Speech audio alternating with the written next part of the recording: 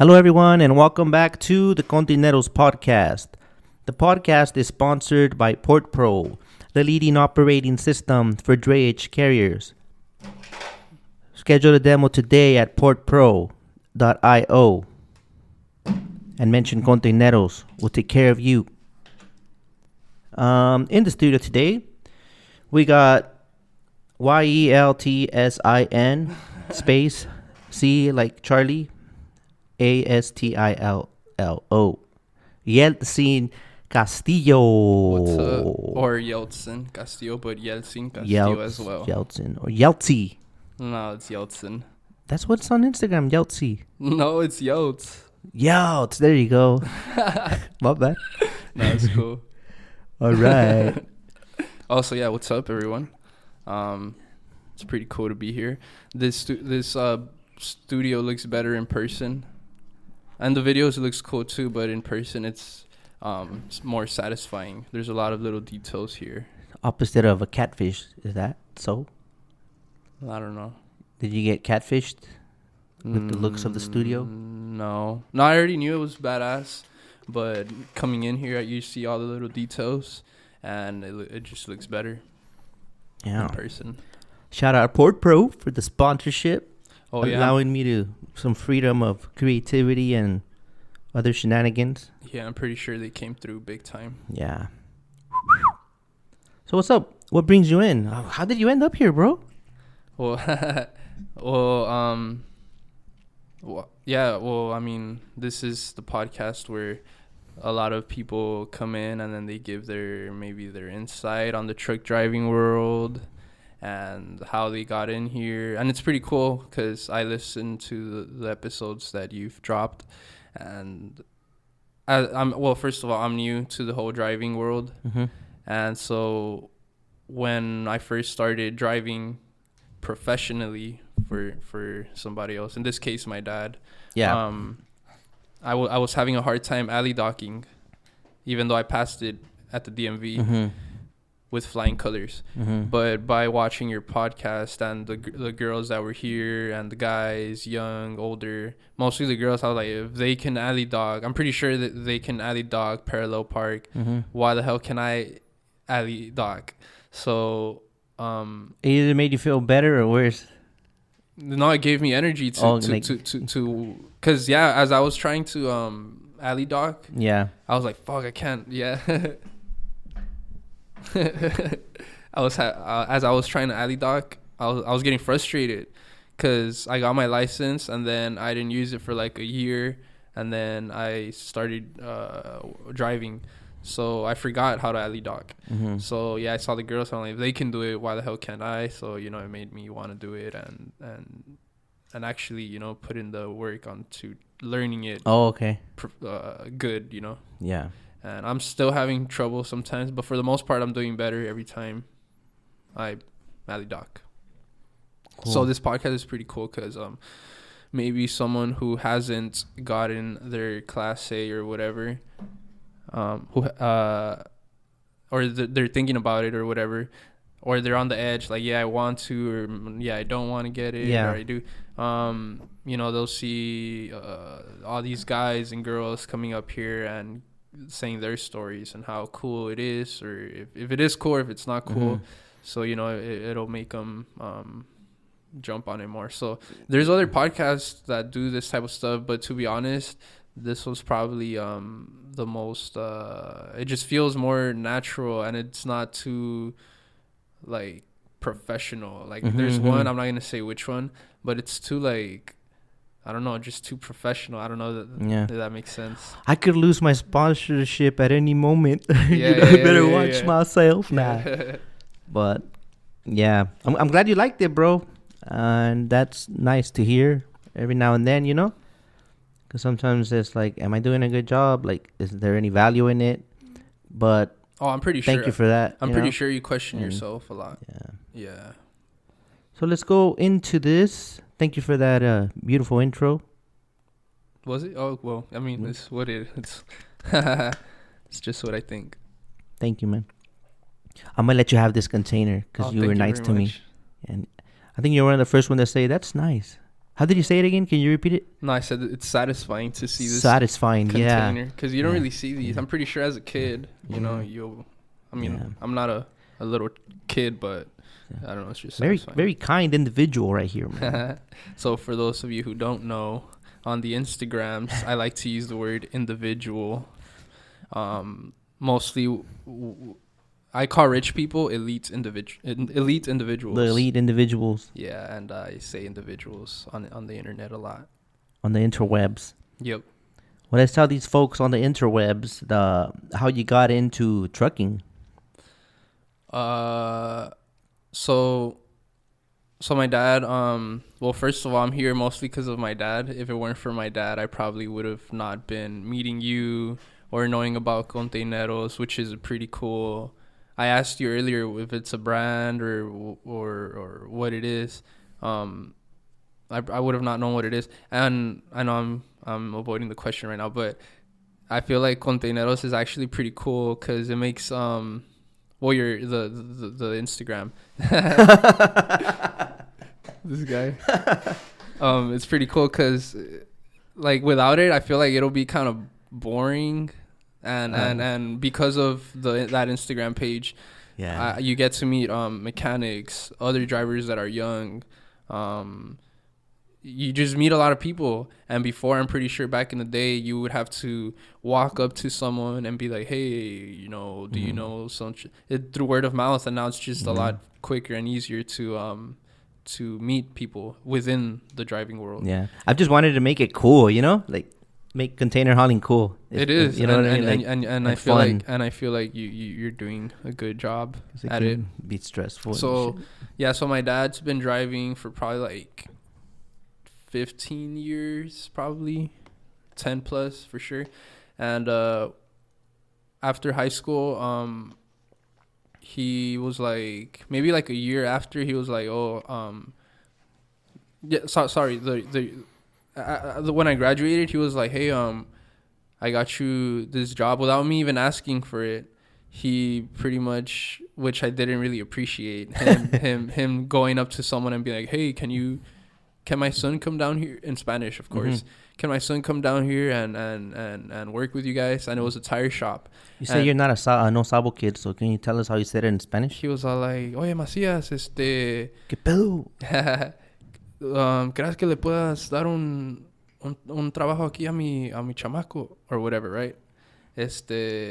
Sí, pues dile que se venga, okay, si él tiene una moto, le voy a decir que venga y cuando lo va a mirar luego, porque él tiene una moto, so va a llegar y pues ahí lo pone a hacer lo que usted necesite, whatever, right?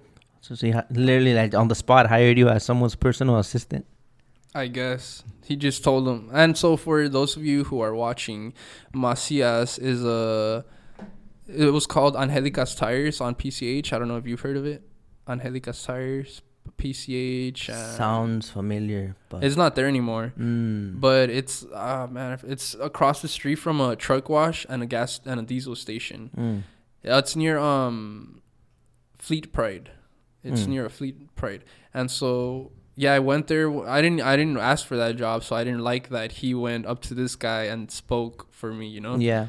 And he was like, yeah, so yeah, he go outside a tire shop, and it's good. He's like, because at this time he had one truck, and through trial and error and blood, sweat, and tears, whatever you want to call it, he now has 6, which a lot of other people have more, but it was through hard work that he got, you know, his 6. And so yeah, he told me, yeah, you should go learn so that whenever, you know, you should learn how to change the tires so that if I need a tire, you can just change it or whatever. So I went, I was like, whatever. And at this time I was playing music already, so I was making money through that. And I thank God for the music, because that's probably the only thing that I've never had. This and like probably other 2 jobs are the only real jobs that I've had. But music was always like what saved me financially, if you want to call it that. When I say music, I mean like in a grupo and stuff like that. Yeah. Música Norteña to be exact. And so I went to Angelica's Tires on PCH, and the guy Macias was there, who was the owner, and he was running it with his son. And his son had a badass truck. It was like one of those diesel turbo trucks. And in there they had two workers, Renato and I forgot the other guys' names, but they were older than me, and I was the third guy, so they had three guys total. So yeah, I learned how to change tires, patch tires, and regrooving them. And I was like, all right, cool. So I was there for like a little bit, for like 2 months. And then on a Friday, I was going back home on my motorcycle, and I got into a motorcycle accident. And I was like, fuck. So I didn't go back the next week because my hand was messed up. And to paint the picture, I was driving down the 110 going back home to go play that same night. Yeah, I was driving the motorcycle down the 110. I forgot what speed I was going. And so then this van was in front of me, and I was going, and then I looked to my right to change lanes. And when I turned back around, the van was like literally right in front of me. I guess it stopped or slowed down by a lot or whatever. So then I tried to avoid it, but my whole left side hit the rear right side of the van. So my hand got squished with the handlebar and the rear tail light, all of it. And my knee got messed up. And my hand didn't break, thank God, but it was swollen. It was so fat. And so then, I never went back to Macias, to Angelica's Tires, because of that accident. And I was like, damn. So yeah, I was home with not being able to play music or do nothing. And I didn't say bye or thank you to Macias because I didn't even have his phone number. He was this older guy. Yeah, the bald guy, I think. Yeah. I remember where now. Yeah. That spot, like the Soho hot dogs, he posts up out there a lot. Outside of that, whatever it is now. I think it's they park containers there now. Okay. From what I heard, another tire guy told me that Macias sold the business and now rents that spot. Yeah. But what I learned there was pretty cool because as I was there, I would see all the drivers go in and out for their tires.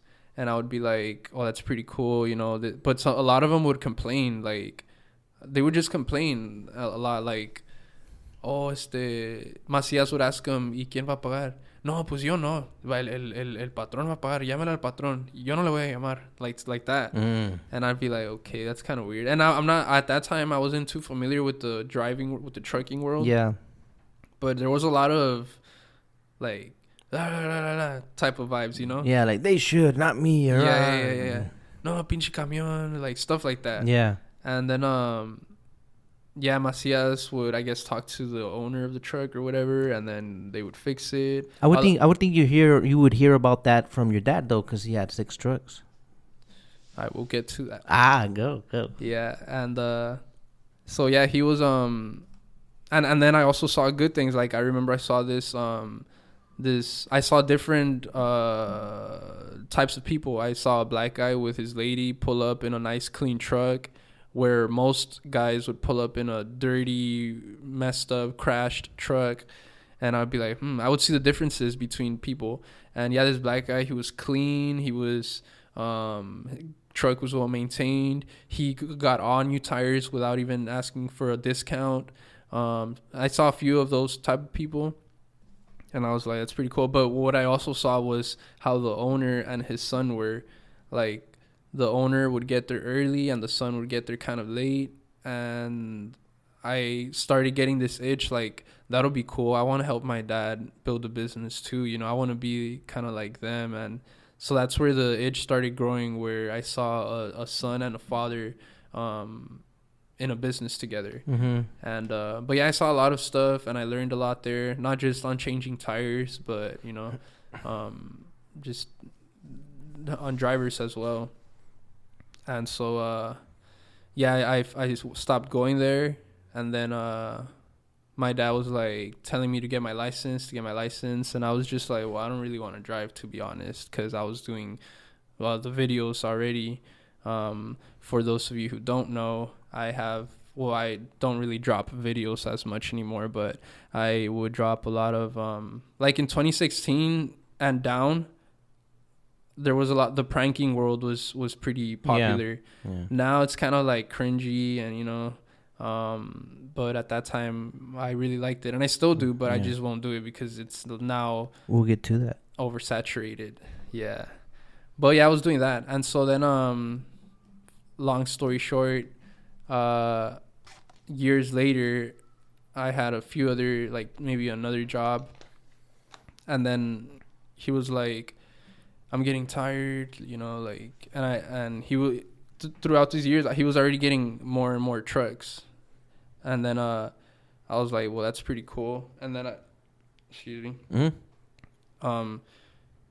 He was like, sí, creo que sí voy a necesitar tu ayuda porque ya es mucho trabajo para mí. And I was like, well, I don't really know, He's all like, deberías ir he named a mechanic shop. He's all like, deberías ir con ellos para que te enseñen, cómo cambiar aceite y para hacer lo básico, pues. And I was like, all right, whatever.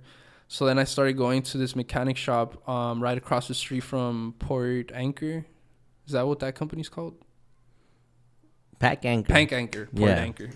Mm-hmm. On E Street. Mm-hmm. And that mechanic shop is still there, 419 East E Street. That's where I saw your truck on Harry Bridges. Oh, on that street? Yeah, on Harry Bridges. Uh-huh. And I was like, wait, I think I've seen that truck before. And then I don't know where, but I think I've seen it. And then in those shops, which is pretty much run by older people, I saw Conteneros stickers. And I was like, why do I keep seeing Conteneros stickers? And I would see like and I saw them at the Harbor Freight parts store or whatever. And then I like, what is this? Is this like a gang? Gang. Is this what the hell is this? And then I was like, I'm gonna just look it up on Instagram. I don't think they're gonna pop up, but let me just. So then I did, and that's when I started seeing like what it is and all that. And I was like, oh, that's pretty cool. And then I learned in that mechanic shop. I learned how to do all the basic oil changes, change shocks. What else? The seals that go in the back of the axles. The wheel seals? Yeah, the wheel seals. Air filters? Yeah, the basic stuff. Yeah. Flush? Yeah, and transmission, oil change. Yeah.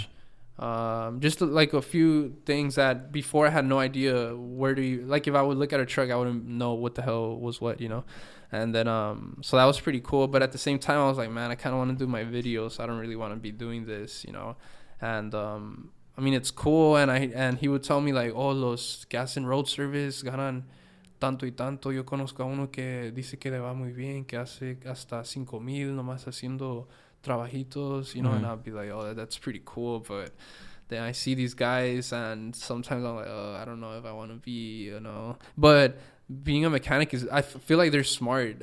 Well, they are smart. They're like doctors, because, doctors with a human, you tell them, oh, my rib hurts or whatever. Yeah. And these guys, you pull up with this big ass truck, and the truck doesn't talk. So you just tell them, oh, when I'm driving it loses power. And then those mechanics would be like, oh, tal vez va a ser tal y tal y tal. O si no es eso, va a ser esto y esto. So they're smart. And then sometimes they find the problem pretty quick. So then I'd be like, oh, that's badass. But I don't really want to, be in that world.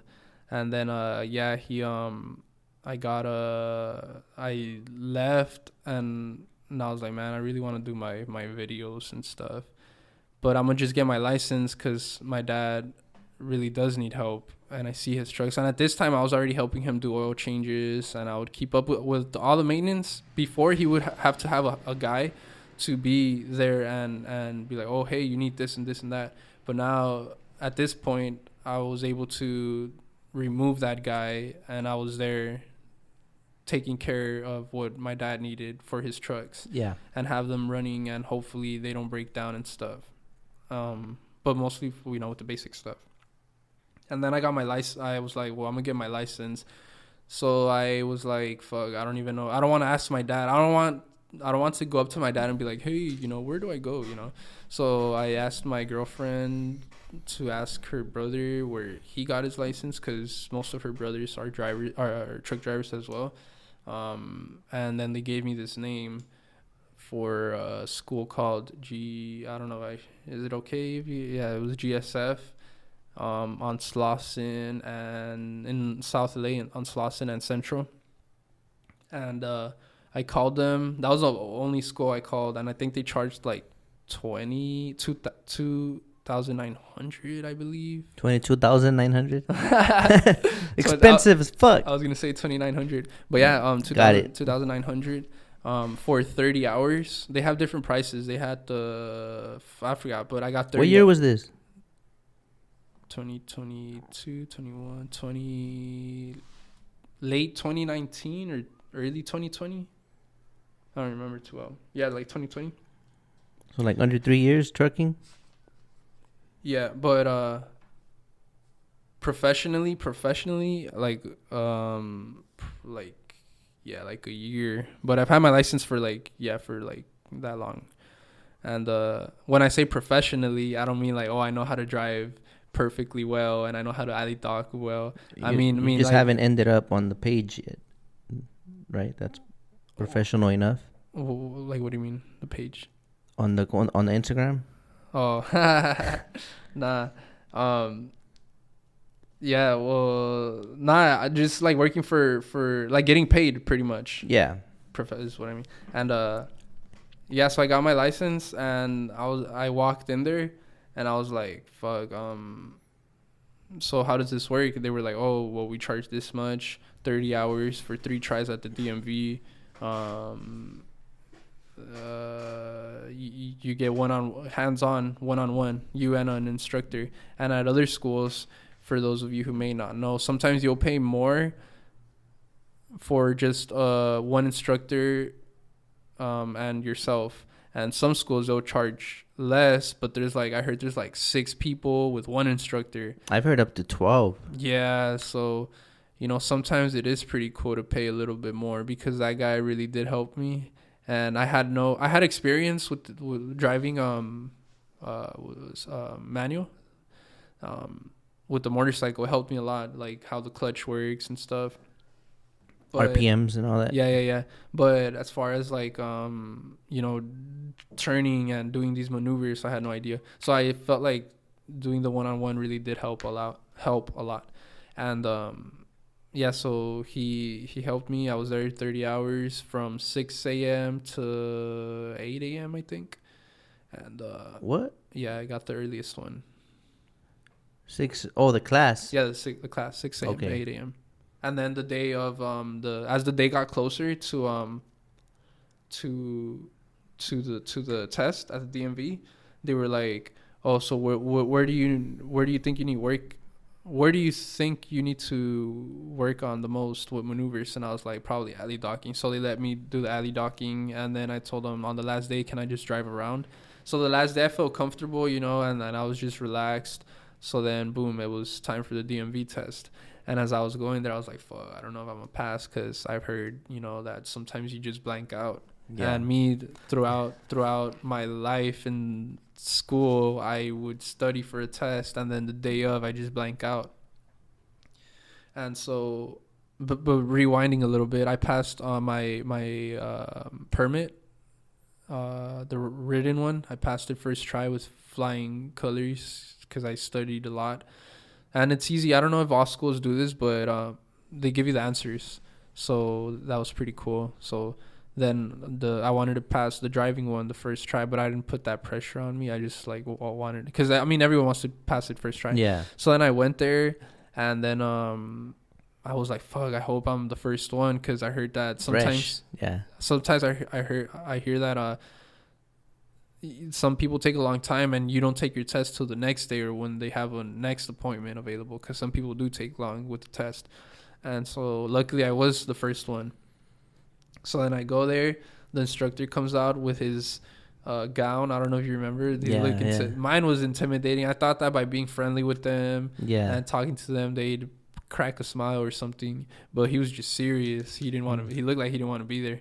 And so I was like, okay. So then he told me, name section B or whatever, right? And then I started naming it, and it took a long time just because I didn't want to miss anything. So then he's all like, all right, you're good to go. So then we moved on to the next one, till finally I wanted to parallel park because I felt like that one was the easiest one for my maneuver part. He let you pick? No, he didn't. He was like, all right, you're going to do alley docking. So I was like, fuck, I don't know, whatever. So then I don't know how, and I feel like a lot of people who pass their Class A, well, some people it's easy, but for me, I don't know how the hell I passed it. Like, I feel like I literally felt like God took control of the steering wheel and he did everything because I blanked out. I literally didn't know what I was doing, and it was just crazy how I passed it. So then I passed that section, and then we went out to drive, and that was pretty easy. And we got back, and I was just nervous because he was a little strict and mean and very aggressive. And he pointed out some mistakes that I did while I was driving, like getting too close to the cars that were parked. And I was like, I hope that doesn't affect the grading. The score, right? Score, yeah. Is that a tip or is that a bad score, you know? Yeah. And the way you're saying it doesn't really help that guy, at least.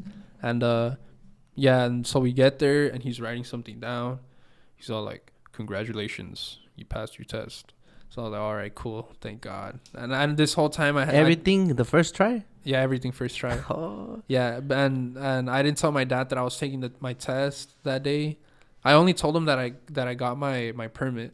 I didn't tell him that I was going to school for it. I didn't tell him anything. I just showed him my permit, and he got all happy. And I feel like that gave him like energy for, because I can imagine I put myself in his shoes, and I'd be like, if I had a kid and I have this business, I would want my son to help me out. And now that I see that he's actually putting effort, it feels good. I would think it feels good, right? Yeah. So then that made me feel good that he felt good. So then I was like, all right, cool. So then I passed my test, and then I called him, hey, I have my Class A license. I passed it. Oh, I thought you waited and then just showed him the paper. Nah, I couldn't. Yeah. I couldn't wait. Oh, okay. Yeah, I couldn't wait. He's all like, oh, see? And he was all happy. And he's all like, I feel like the old school generation, they don't say I love you as much, Yeah. And I'm not saying, oh, I want him to tell me that he loves me. Yeah, you do. Nah, but it was just more like I know how he is, so I wasn't expecting that, but I just wanted him to know that I have my Class A and I got your back if you need something. So then I got the license, and then as soon as I passed it, the guy from GSF, I forgot his name, who takes the truck from the school GSF to the DMV, he called me, and he was like, hey, I know this guy who's hiring right now. And if you want to give them a call, they'll hire you right away. They'll just have you do some alley docs and just give them a call and see what they say or whatever, right? And I was like, all right, cool, thanks. But I didn't call him because I didn't really want to drive. I just wanted to be, available for my dad if he needed something. And not his company where he was working at, they weren't gonna hire me right away, so it was just a waiting game to drive for him and stuff. So then I kept I went like a month more with the mechanics, and I learned more there. And then I stopped going, and then I was doing still music and videos and stuff. And then finally I started driving, because out of his 6, I think 3 were not being driven by drivers. He was having a hard time finding drivers, and I was like, fuck, I actually do have to drive now, because he's pretty much losing money. Yeah. So I was like, fuck, and I don't want to drive, but I'll do it. Why the hell did I even get my license then? So then I was like, all right, cool. So then I went I started practicing again how to shift. What is it called? When you shift without the floating the gears. Yeah, floating the gears. Because at school, I feel like the schools because my dad, I think you taught people as well. I saw on Instagram like, oh, you were teaching people how to drive as well at one point. Not exactly people, like a lot of people, but my brother got his license in my truck. Oh, right. With a chassis, he passed it with a chassis. Oh, sick. And then my cousin was learning as well. He still has his permit though. I think he's gonna move forward on it. I don't know when, but that's on his to-do list. Apúrate, güey. Yeah, and so my dad, he would teach people, and one of the homies that drives with him, he taught him how to float gears. Because at school, when you come straight out of school, you come out with the basic. Yeah. And why do they do that? If everyone fucking floats the gears, like why not make that be the way? I know. I don't know. I'm pretty sure they have their own reasons, but it's pretty dumb if you ask me. They're just scared probably that someone's gonna just not know how to float him and it's just gonna take off. I feel like it's easier, no? Yeah, because you gotta grind them to find them. Who cares? Oh, that's true. So yeah, he was teaching a guy, and he was messing up a lot, and he had to get a new transmission. Flecha. The gears. Yeah. He had to get brand new because gearbox. Yeah, gearbox. Because teaching people, they messed it up. You know, they were like, oh, but at school they taught me to use the clutch, and then one of them, I think he would double clutch. I don't know why that was necessary. So my dad, he was like, you know, you gotta forget about the clutch. We don't use the clutch here. And you know, he had to get a new gearbox. And so I just started driving with him after I saw the trucks, you know, standing still. Yeah, like I got my license to help or an emergency.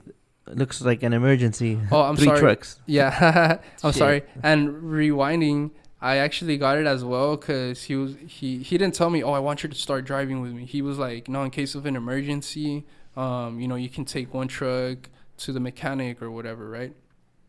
And so he went to Mexico like twice. The first time he went for 3 weeks, and this was the first time that I was going to be in his position, meaning looking out after the trucks. And I wasn't expecting what I went through. I mean, it's normal to go through like crazy mechanical inconveniences or whatever. Yeah. But I was new to it. So he went to Mexico for 3 weeks, and I was on my way to the mechanic shop to be an intern, right? And I'm driving, and one of his guys calls me. He's all like, hey, el camión no tiene fuerza. Me traté de subir al puente y como que no tiene fuerza. And I was like, oh, okay. But is it running though? And my biggest fear is always having to get a tow truck. I don't, you know, no one likes, you know, paying for stuff like that. So I was like, but does it work? And he's all like, yeah, pero no quiere subir al puente. Con trabajos, me subí al puente. And I was like, all right. Al rato te llamo a ver cómo sigue el camión. And I was like, all right, cool. Then he calls me. He's like, sí, no voy a poder trabajar así porque el camión no tiene nada de fuerza. So I was like, oh, shit. And I think this was like a Thursday. Yeah. And then I called the mechanic, and he went to the yard, and he's all like, oh, yeah, va a ser este sensor. And I was like, all right, pero si estás seguro que va a ser ese sensor. Yeah. So like, sí, me anda marcando eso la computadora. So I went to buy the sensor, which was like $400. I don't even remember what the name of it was. And I go there all excited. I'm like, cool, the truck's going to be ready. The guys, because part of it is like, I don't like wasting other people's time, you know. That's what my dad taught me to not. Like, if a truck messes up, you have to fix it right then and there, because the driver, he's going to get annoyed that you're taking a long time to fix it or not putting any effort, and they're gonna bounce somewhere else. So you want to fix it ASAP. So I did that, and then the guy gets on his truck after they installed the new sensor, And then he's coming back from the port, and he calls me again. Sigue igual el camión, no sé qué le hicieron. And I was like, fuck, but they told me it was good to go, though. I don't know what to tell you. And since these guys are like older, and they think that like you're bullshitting. Yeah, and I don't like that.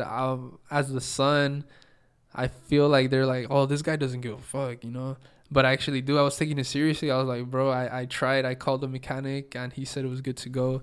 He's like, no, pues no está, no, todavía sigue igual. So then I was like, fuck. So then he drops it off at the yard, and he goes home, and I call another mechanic, and then he's all like, by this time it was already late, so he's like, mañana temprano voy. So then he goes, and he's like, he checks it out. He's like, oh, sí, va a ser esta parte. It's man, I forgot what it's called. It's like a little circle, and when you turn the switch, it flaps. I don't know what's it called. No clue. I'll probably remember later. But anyways, he was like, yeah, va a ser eso. Mira, porque le abrimos el switch y no se mueve la paloma. I don't know if they call it la paloma, these older guys. Well, yeah, they have these weird names sometimes. Yeah, la paloma. Yeah, sometimes for the brake pads, they call them pastillas. Some guys. And I would have never known. I don't know why they just don't call them, you know. What they are. Yeah, they have these weird names. Pastillas. Yeah. The brake pads are pills, guys. And then I go to this mechanic shop.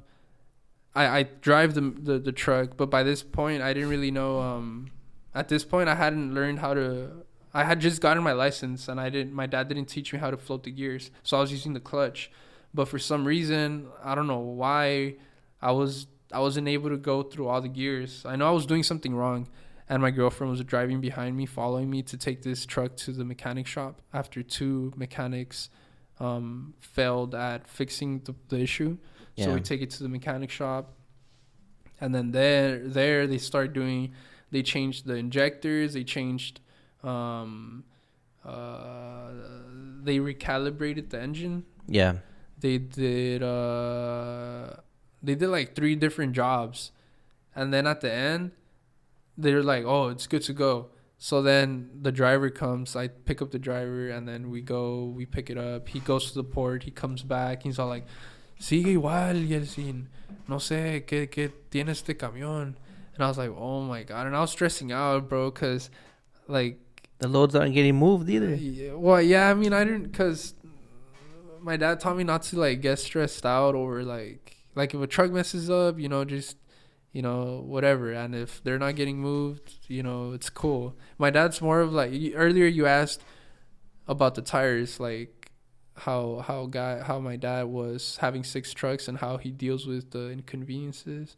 Yeah. My dad's pretty chill, and if a truck messes up, cool. And if it doesn't, cool. So he's like, even better. Yeah, he's not, he's very neutral. And I like that. I see that from him, because if he was aggressive and, you know, always stressed out, I would probably be that same way. But yeah, I just learned a lot about him and how to handle bad situations. So then I was like, oh my god, but me being the young guy, I don't know how to react to this guy telling me, no sirve el camión, no sé qué tanto tiene. And then I was like, wow. So then I was like, well, I mean, can you bring it back to the mechanic shop? And then all in all, you know what it was? You know that filter, the one that separates the water and the diesel? Oh, man. El separador de agua or something like that? The air dryer? No, it looks like an oil filter. Mm-hmm. But whatever. They eliminated it. So they pretty much untied the hoses that went through it, and I don't know what he did, but it was that filter, bro. And I was like, wow, like, why didn't we just start from the cheapest to the most expensive? And I was pretty upset how the mechanics, the parts changers, that's what I call them, the ones that just, they gamble on your money. That and or not just or not experienced, and that's when I learned like, oh, maybe these older mechanics, that's how they work. Because I've met younger mechanics like in their 20s who know that, like, they know what they're doing, like they're more accurate when it comes to finding the problems. And I feel like those guys are better to have as mechanics, the younger guys, and they don't try to steal from you, you know. And and so that was a crazy experience. Those 3 weeks was hell. That and like little other inconveniences. So that's when I started getting the taste of being I don't like saying owner operator because that's my dad, but that's when I got a glimpse of that world. And I was like, damn, you gotta have thick skin and be ready for anything. And you can be falling asleep. Can I say a quick story real quick? No. Nah, yeah. Quick story. We were I was going to sleep and I was like, oh, what a day, right? I was falling asleep and behind the wheel or at home, like calling it a day? Home. Yeah, at home. Oh, okay. I was like, cool, I'm falling asleep. And then my phone rings and it's one of the homies. He's all like, hey bro, I'm calling your dad, but he doesn't answer. And I'm like, oh fuck, for real. And it's like 11 or midnight. He's all like, yeah bro, they hit the truck. And I was like, fuck, where? He's like, I'm at the port right now.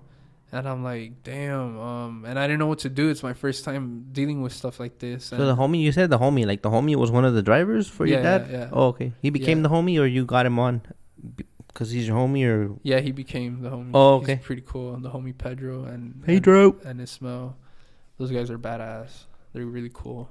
And they he was like, yeah, they hit the truck and in a port. So one of those what are they called? The mulitas? UTR.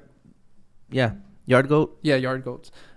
She was she was making a turn, whatever, and she hit the front end of the truck, and it was pretty bad.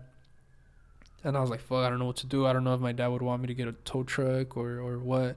So I was like, damn, I have to go wake him up. So I went to wake him up, and I didn't want to wake him up because he had barely gotten home a few hours ago. Yeah.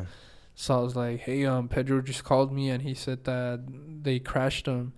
He's all like, ¿a dónde? And then I told him where, in the port. And then he's all like, tell him to take pictures and to get all the info he can from the people there.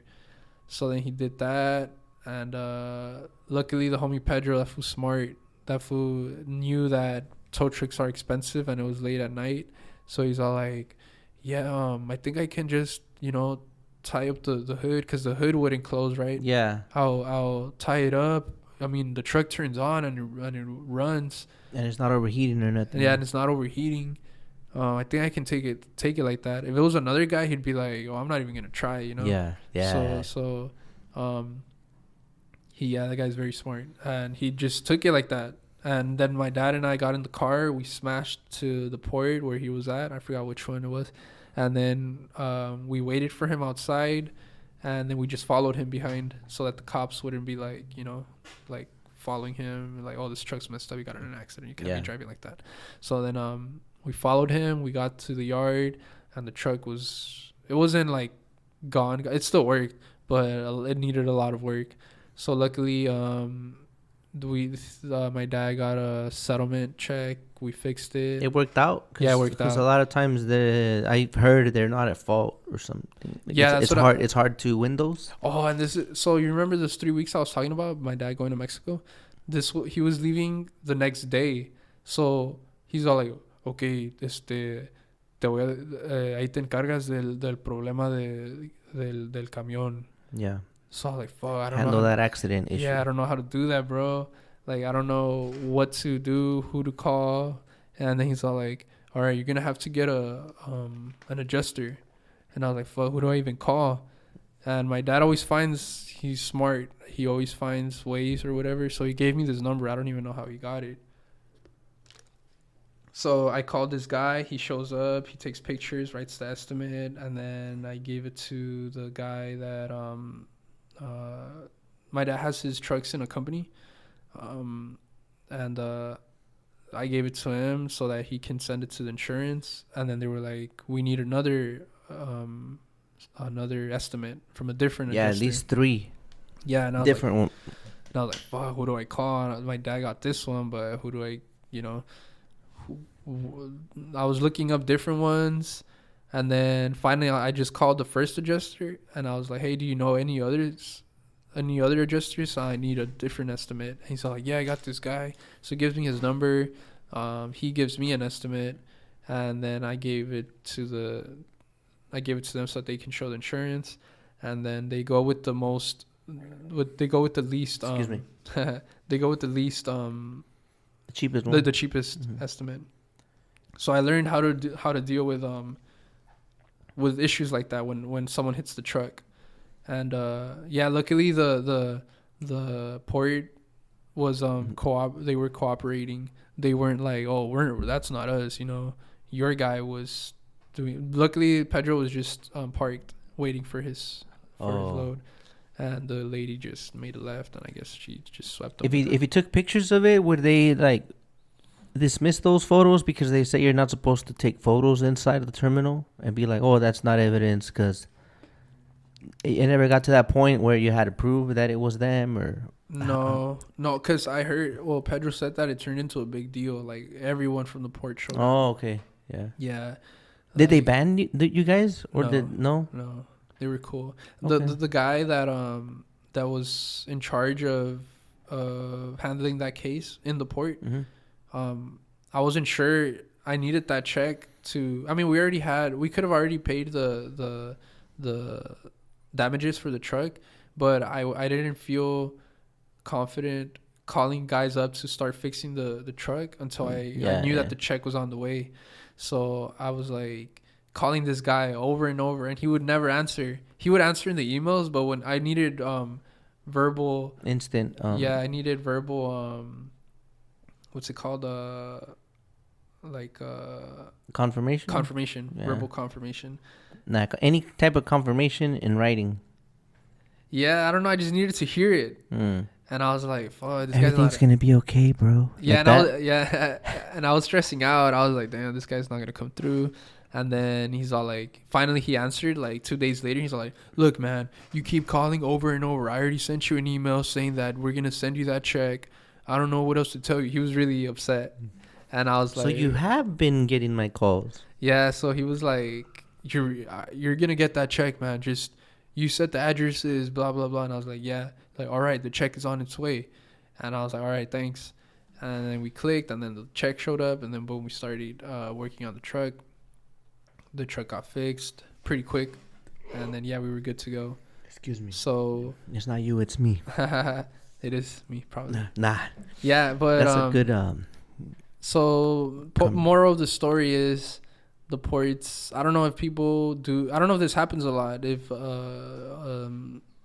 what are they called again? The mulitas, yard goats. Yard goat, UTR. Yeah. I don't know if that happens a lot where they hit other people's trucks, but if they do, I believe the money logo or the money signs should be popping up in your eyes, because if they're at fault, because I mean, number one, they were cooperating. They didn't deny that it was their fault, and the process was cool. I just made it hell because I didn't know what was going on. But so can you summarize the process real quick? Yeah. So, boom, truck gets hit. Pictures, get in contact with whoever is in charge at that moment in the port. Get the name of the person who hit the truck, of course. Just trying to get as much information. I mean, the more information, the better. Yeah, the time. Yeah, the time. Of course, the terminal description, and then and how it happened. And if there's a dash cam, it makes it even better.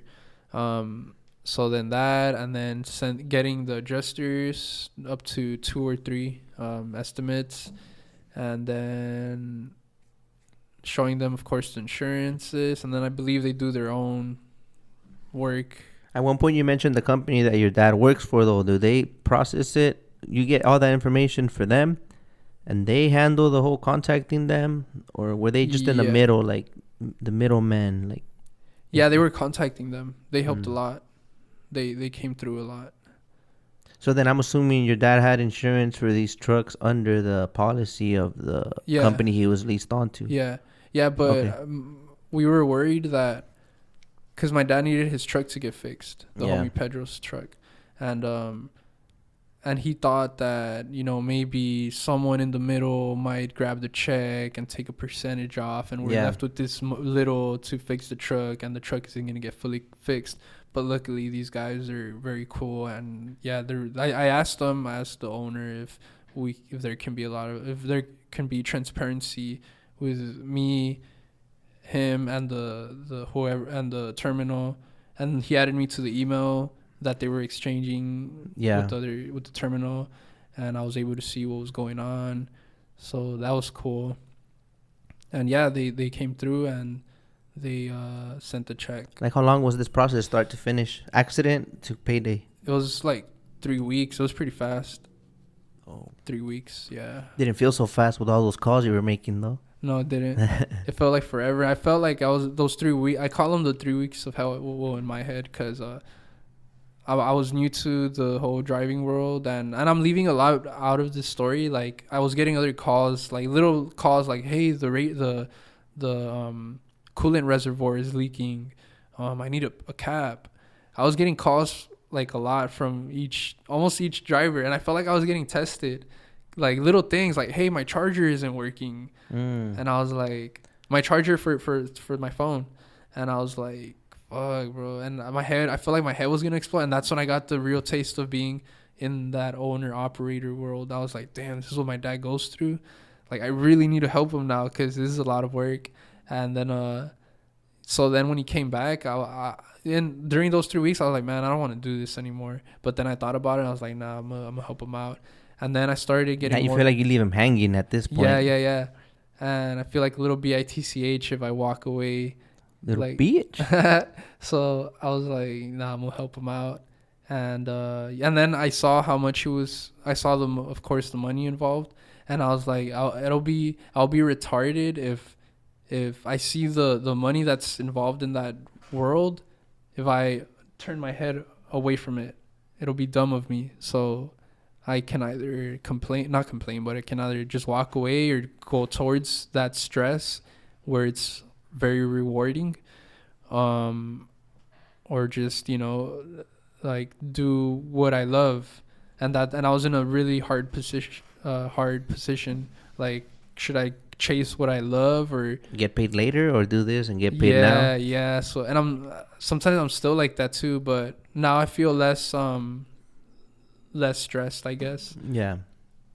But it feels pretty cool. But maybe now you could go into the music with real passion and not like with the stress more of the videos. Oh, because the music is more like we practice with the guys once a week, and then we play Saturdays, Fridays, sometimes Sundays. Shout out your grupo. What was the name? Grupo Inimitable. Yeah, we play like música norteña. Like, I don't like saying corridos anymore because it's burned out and everyone. Yeah, but like cumbias, zapateados, you know, that type of stuff. It's pretty cool.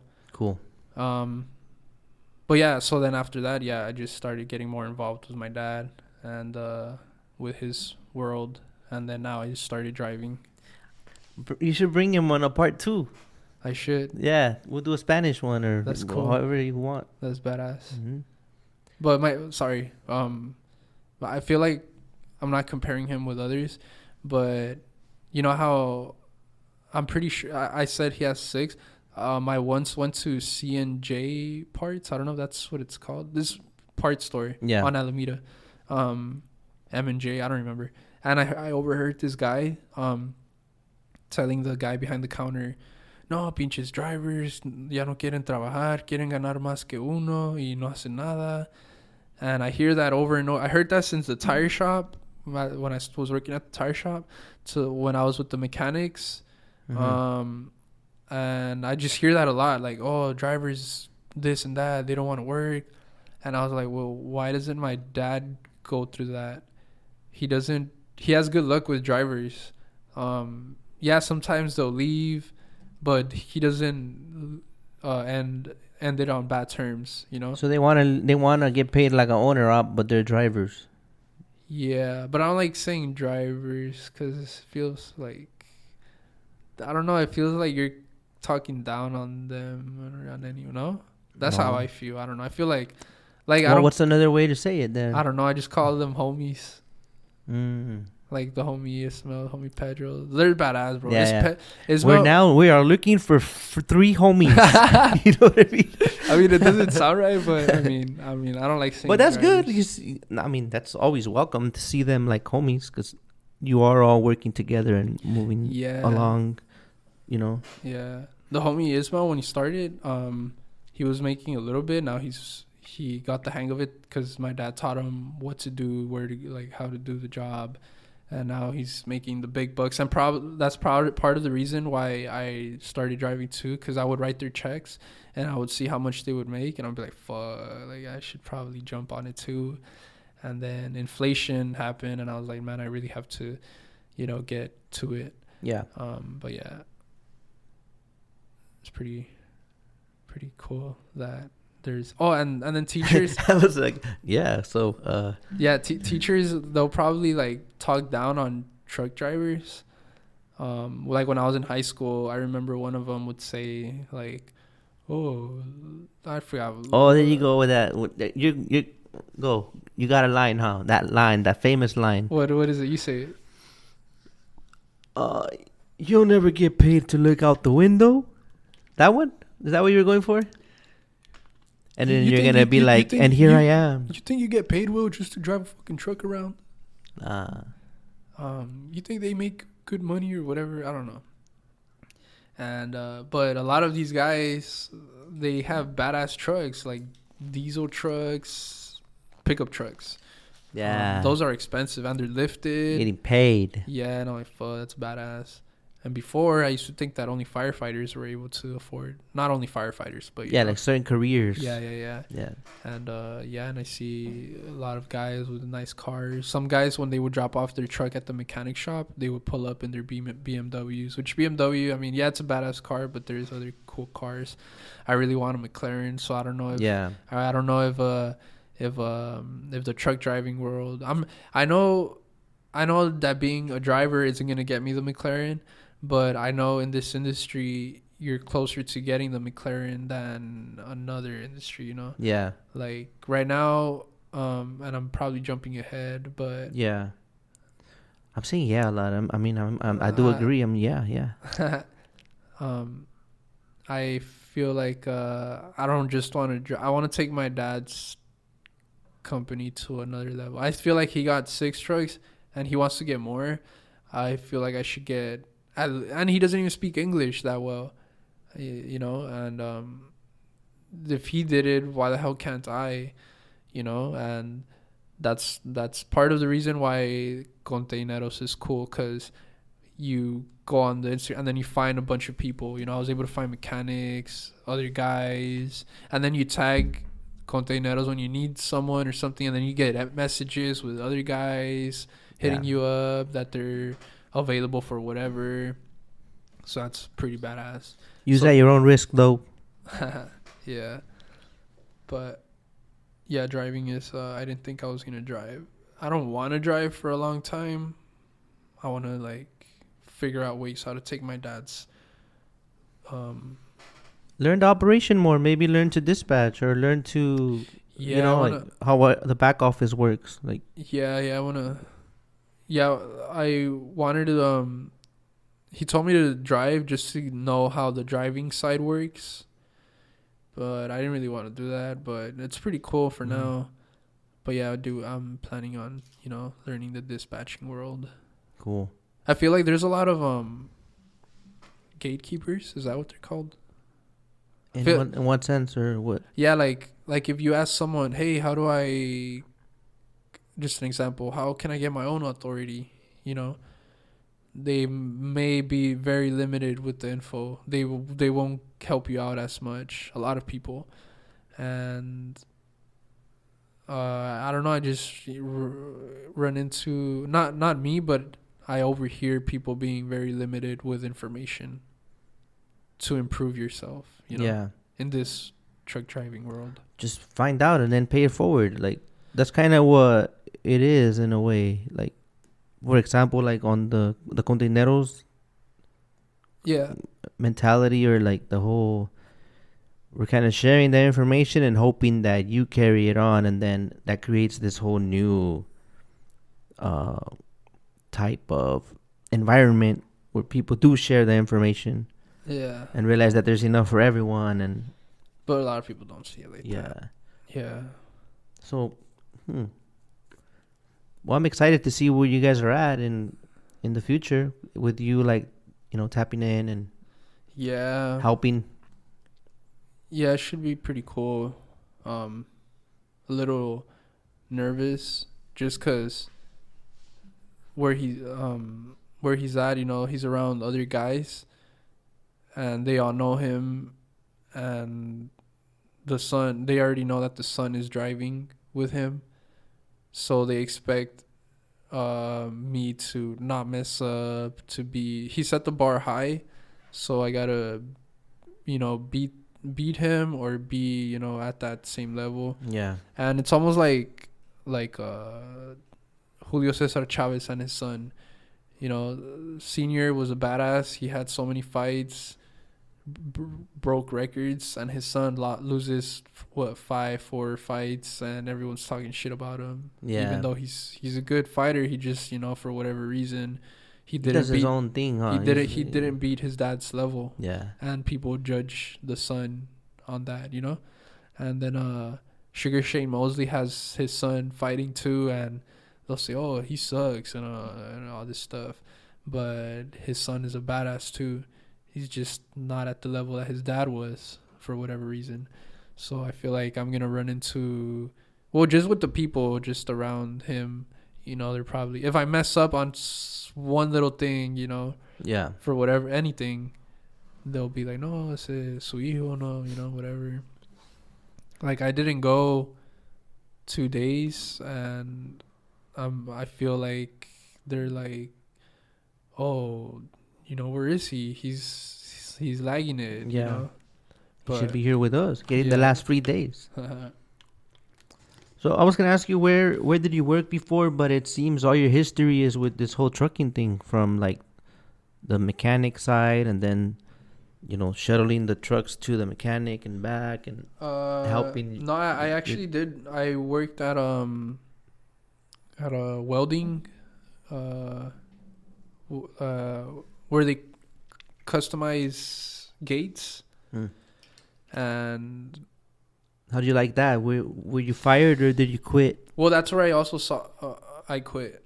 But right there I also learned how it is to have a son and a father run a business, and that's when that's where I was also like, damn, that's badass. You kept seeing that because you mentioned that for Macias too. Yeah, I saw that, and then I saw it at the welding spot. And I was like, that's pretty cool. Like, I want to do that. Like, I want to have that bond. Because my dad, he's not the type to go, let's go to the beach and play ball or whatever. He likes to work and be around that working environment and succeed and stuff. And that's badass. So then, I saw that at the welding spot, but I didn't really like it just because it's it is cool, but working there is not. I didn't really like it. Running it is a different story. Because the guys that were running it, the dad and the son, they didn't know how to even weld. They didn't know anything. The guys that were working there knew more about the business than the owners. And I was like, that's pretty cool, but strange. Interesting. And we were in this lot, and across the lot there was another son and father business where they would make airplane parts from scratch. And I saw that, and they drove pretty cool cars, and I'll be like, and I was like, damn, that's pretty cool. Like a son and a father getting together and making money together. That's badass. And so I got more and more the itch to join with my dad and stuff. And then I also where else did I work? Oh yeah, well just that one and the Macias spot. Yeah. And then playing music was, like I said, it was probably would helped out a lot. And I was able to get my motorcycle off of the music. Pretty cool. Yeah, so and then the music kind of messed me up because that was Cash Money, the music, huh? Cash? Yeah. Yeah. It messed me up because we get paid a certain amount, and when you hear other people saying how much they make at like any random job, you'd be like, damn, like I don't know if that's cool or not. Yeah. And then you're playing music with your friends, and you're making other people feel good. It's the weekend. You're meeting people, and you're getting paid for it. It's very powerful when it's all that combined. Yeah, as opposed to waking up and dragging yourself to a place where you're just going just for the paycheck. So that messed me up because it avoided me to go work at a random. I just didn't feel exciting. Like it doesn't pay enough, and it's not. Yeah, interesting. Even though I like I've never been in the customer service world, but I like meeting people and I like talking to them, but if you're getting paid for a certain amount, it's kind of, it makes you scratch your head and be like, damn, I don't know, bro, like.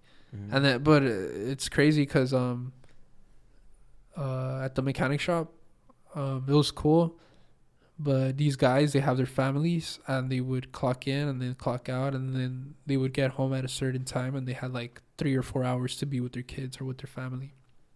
So I'd be like, damn, that's crazy. Like, the world shouldn't be like that, but who am I to say, But yeah, it was crazy. I was holding my cough. COVID. No. Damn.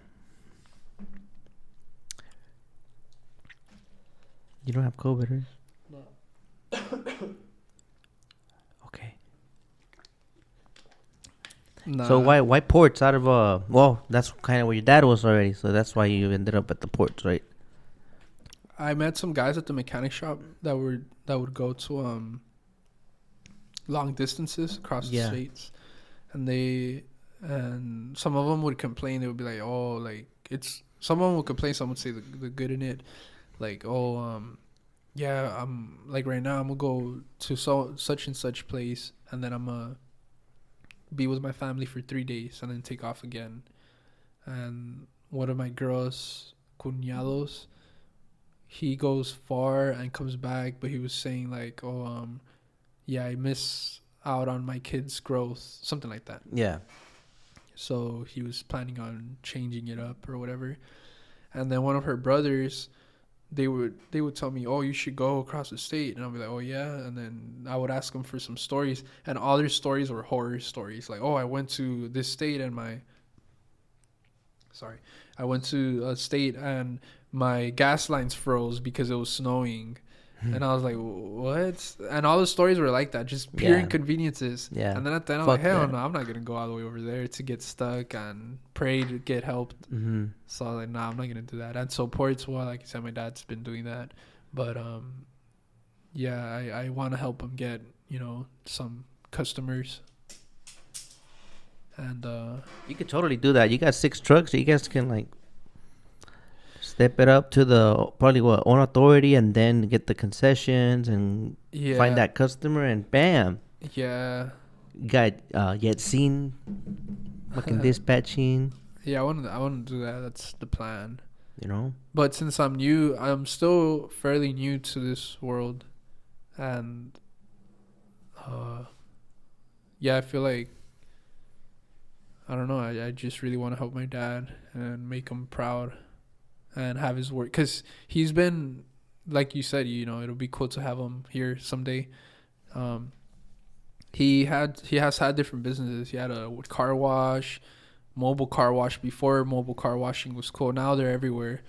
A lunch truck, a taco stand, portable restroom business, and then he landed with this, and he's always telling me like, "Oh, this is the best business to be a part of. This is the one. This is the one. Y aquí el que no quiere es porque no quiere," something like that. Yeah. El que no puede es el que porque no quiere, maybe. I don't know. Something like that. He tells me all these things, and I'm like, "Damn, you make sense." Yeah. What did you really want to be though growing up? Do you know? Yeah, and well, I still do. I feel like you're doing it, or no? No. I want. That's the thing that's scary though, cause I don't really want to do just one thing forever. Yeah, I know where you're going with that. Yeah, me neither. I feel like I want to be different things, but it's hard. People put a label on you though. Like, yeah, it's fucking annoying. Like with this, I feel like I got that label right now, the whole Conteneros, you know? Yeah. But there's other things I like too. Yeah, and like, it's hard and yeah. No, you go. You go. What did you want to be? Oh, so in middle school, everyone would be like, "Oh, you're the class clown," even though right now I'm not popping jokes. I feel like jokes. You should. Nah, there's a time and place for that. No, I'm kidding. Like, I'm not gonna try to be funny. You know, yeah, I don't. You know, I'm not gonna be trying hard to be funny. Yeah. But yeah. So in middle school, they'd be like, "You're so funny, and you're the class clown," and so on my little yearbook for middle school, everyone would be like, "When you become a comedian, don't forget about me." Stuff like that.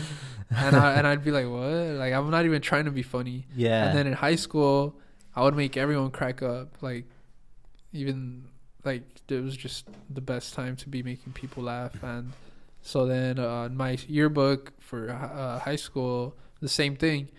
When you become so-and-so or whatever, don't forget about me, or say what's up when you become whatever, right? Mostly all in the entertainment world, and that's what I really wanted to be. And in my senior year, I found out about I always knew about YouTube, but I didn't think that one can even make money. Now 14-year-olds know that you can make money out of YouTube and stuff, but when I was like 13 or whatever, I didn't know. I knew what YouTube was, but I didn't think you can make money out of it.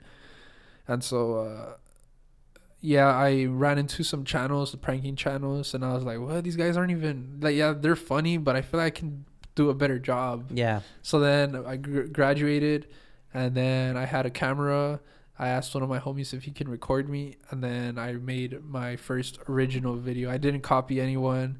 I just went to a gasoline station with a red gas tank, and I was pretending that I was stealing people's gas as they went to go pay for the gas. So when they came back, they saw this guy supposedly pouring gas, and they would be like, "Hey, what the hell?" And some of them would try to be like, "Hey man, what the fuck are you doing?" And I'd be like, "What? I had paid for the gas already." And I'd just be acting dumb, you know. And it was cool because that version was never done before. Like, you know what's what when you're looking up different videos and what videos are out there and which ones aren't. And I knew that gasoline station videos weren't really up there. So then I did that, and then I did a video that's called, I mean, it's kind of immature now that this was a while back, but I did an interview styled video where I go up to people and I'm like, "So one of our viewers is having trouble finding out what a pussy smells like. Would you mind telling us, what does pussy smell like?" And then I got so many funny reactions out of that, and that one got I think now it has I don't know how many views, but it has more than 50,000 for sure, which to me is a lot, but to a lot of people it's a little bit, you know. But to me is a lot. And I did a lot of videos, and then that's what I wanted to do. And this was before I got my license, by the way. What does pussy smell like? I got a lot of funny what's the best answer? It depends what type of pussy they've been smelling, huh? I think I got wet pennies. One of them said I think he was kind of mentally challenged. Raisins. He said raisins. And then another guy, I ran into a guy who didn't look gay, and he had a suit on. He's all like, I don't know how to tell you. I don't know how to answer that question. I like dick. And I was like, oh, well, what does that smell like? Smells nice. And I was like, okay. And that caught me off guard because this guy looked straight, but he talked, really, And so I don't know, just a bunch of there's a bunch of clips in that video. I think it's like 6 minutes long, which is pretty long for a interview styled video. Yeah, who went with you? Was it all you or how? Me and one of my friends. Well, that's the thing. A lot of people weren't able to film with me, so I went through so many people filming me, and that was very annoying, having to find a filmer. And one of them wasn't able to, and I would hit up another one. He wasn't able to, and then finally one was able to. So it was always that. It was always me having to find. And then that's why now, fast forward, I now started doing those skits because I just use a tripod and I don't have to rely on looking for a filmer. But more and more, I actually do want a filmer. It kind of adds that element, right? Like, yeah, the whole the angles, zoom in at the right time. Yeah. So yeah, it was always hard finding a filmer. It was buddies or what? Or they would charge you for the day, or how does it work? Friends, a cousin. I would tell them like, oh, I can shoot you something, and they'll be like, nah, let's just go get some food then. Yeah, after. So then, we'll get food. But sometimes they wouldn't take it seriously. Like, I remember I was doing a video where I was pretending to drop a white powdered bag that was just pancake mix, but it was wrapped like cocaine. Mm-hmm. So I would go in front of these security guards in Pershing Square in downtown LA. And the guy that was filming me, I dropped it. I dropped the bag in front of the security guards. And I turned around to see if he was recording or what he was doing. And he was on his phone with the camera like this. He was just looking at his phone and recording. Oh, man. And I was like, wow. Like, this was the good part, man. Yeah, and I was like, damn, that's pretty annoying. Like, and I can't tell him, like, hey, what the fuck? Yeah, because you're not paying him. Yeah, but I would offer them, but they'd be like, nah, it's cool. And part of it is sometimes I wouldn't care being there for 8 hours getting a good reaction, but these guys, I understand that they had stuff. Yeah. So sometimes I would just be there for like 2 hours, but those 2 hours flew by. Yeah. And sometimes you can't get good reactions for 2 hours. Sometimes you need to be there for like a longer time. And the distance from the recording, the camera guy to you, so it doesn't throw off the element of being spontaneous, right? Yeah, they were all close. We were all close by though. He's on the phone though, so it's not like. Oh yeah, I know what you mean. Yeah, they'll be like, they'll see you, they see the camera guy, like, nah, another prankster. Right? Yeah. And then that's when I kind of started getting annoyed of having to use a filmer. So then that's when I started doing skits. Even though I don't like skits, I don't like acting, but most of the stuff in the skits is acting. Yeah. I don't really, but I just, again, I don't like relying like on others to show up, because it's sometimes they won't give it their all. And so these characters in these skits that some of you may or may not watch, they're just characters that came up in my head, and I was like, I'll just try to be them, and whatever happens. And I was having so much fun doing those videos, even though I wasn't getting paid. Yeah. I felt so excited to wake up early in the morning to make these videos. With no job? Yeah, well, I would get. Oh, the musician money. Yeah, I was getting paid pretty well. Well, I still am playing. Same group, or have you been through a lot of bands? Different ones, yeah. Yeah, with these guys, I just started like maybe almost a year ago. But before that, it's always like sometimes freelancing, sometimes it was one. Yeah. But I like freelancing because you meet a lot of people. Yeah. But it's cool.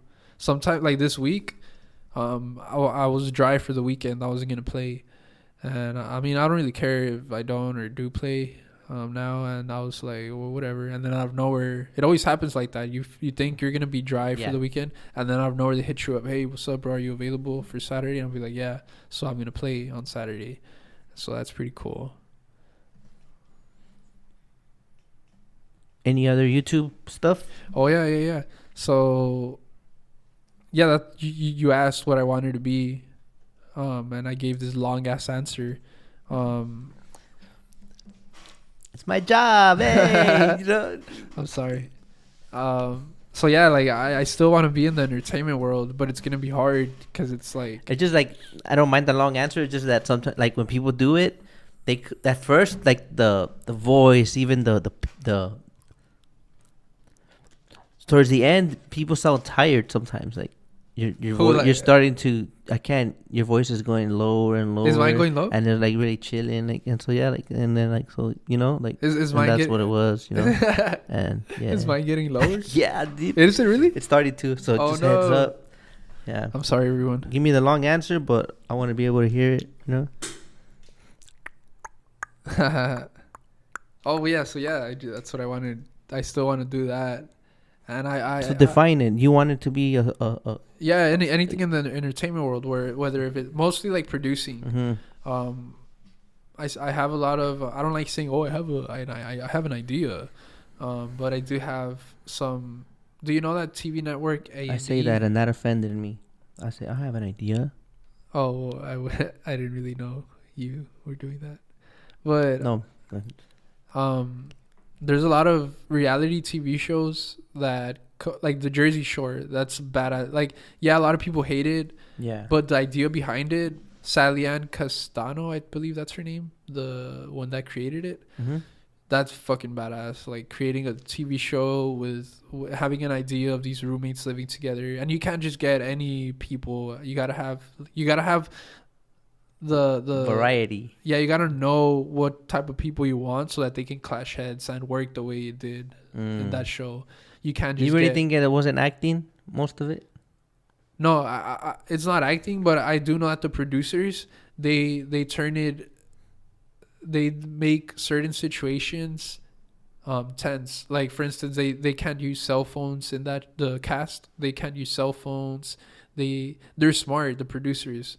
And I like them because they make them go through hell without the cast realizing it. Like okay. Like so, and then it comes out organic. All the other shit. So imagine you living with other people, and like let's say the first season, you're in this new show that you've never heard about, and they tell you that if you want to live for the summer in this house with these other people, and you don't know if you're gonna get paid, you don't know if the show is gonna hit.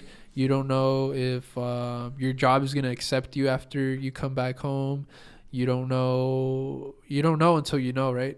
And then you're there and you don't have a phone to contact your family. And so you're there and you start going crazy little by little. And that's what makes people... That's one of the little things that makes people clash in that show. Yeah. But yeah, the producers, they're very smart. And I feel like I want to be in that world. You feel you're very smart? No, I'm not smart. I just feel like I do know what how should I say it? What looks good when it comes to entertainment. Not all the time, only in some categories. But reality TV shows are really cool. I feel like those are badass. I think a Conteneros one would be dope if we could pull it off. Actually, the mechanic shop, those guys, they would have a beautiful reality TV show on like Canal 62.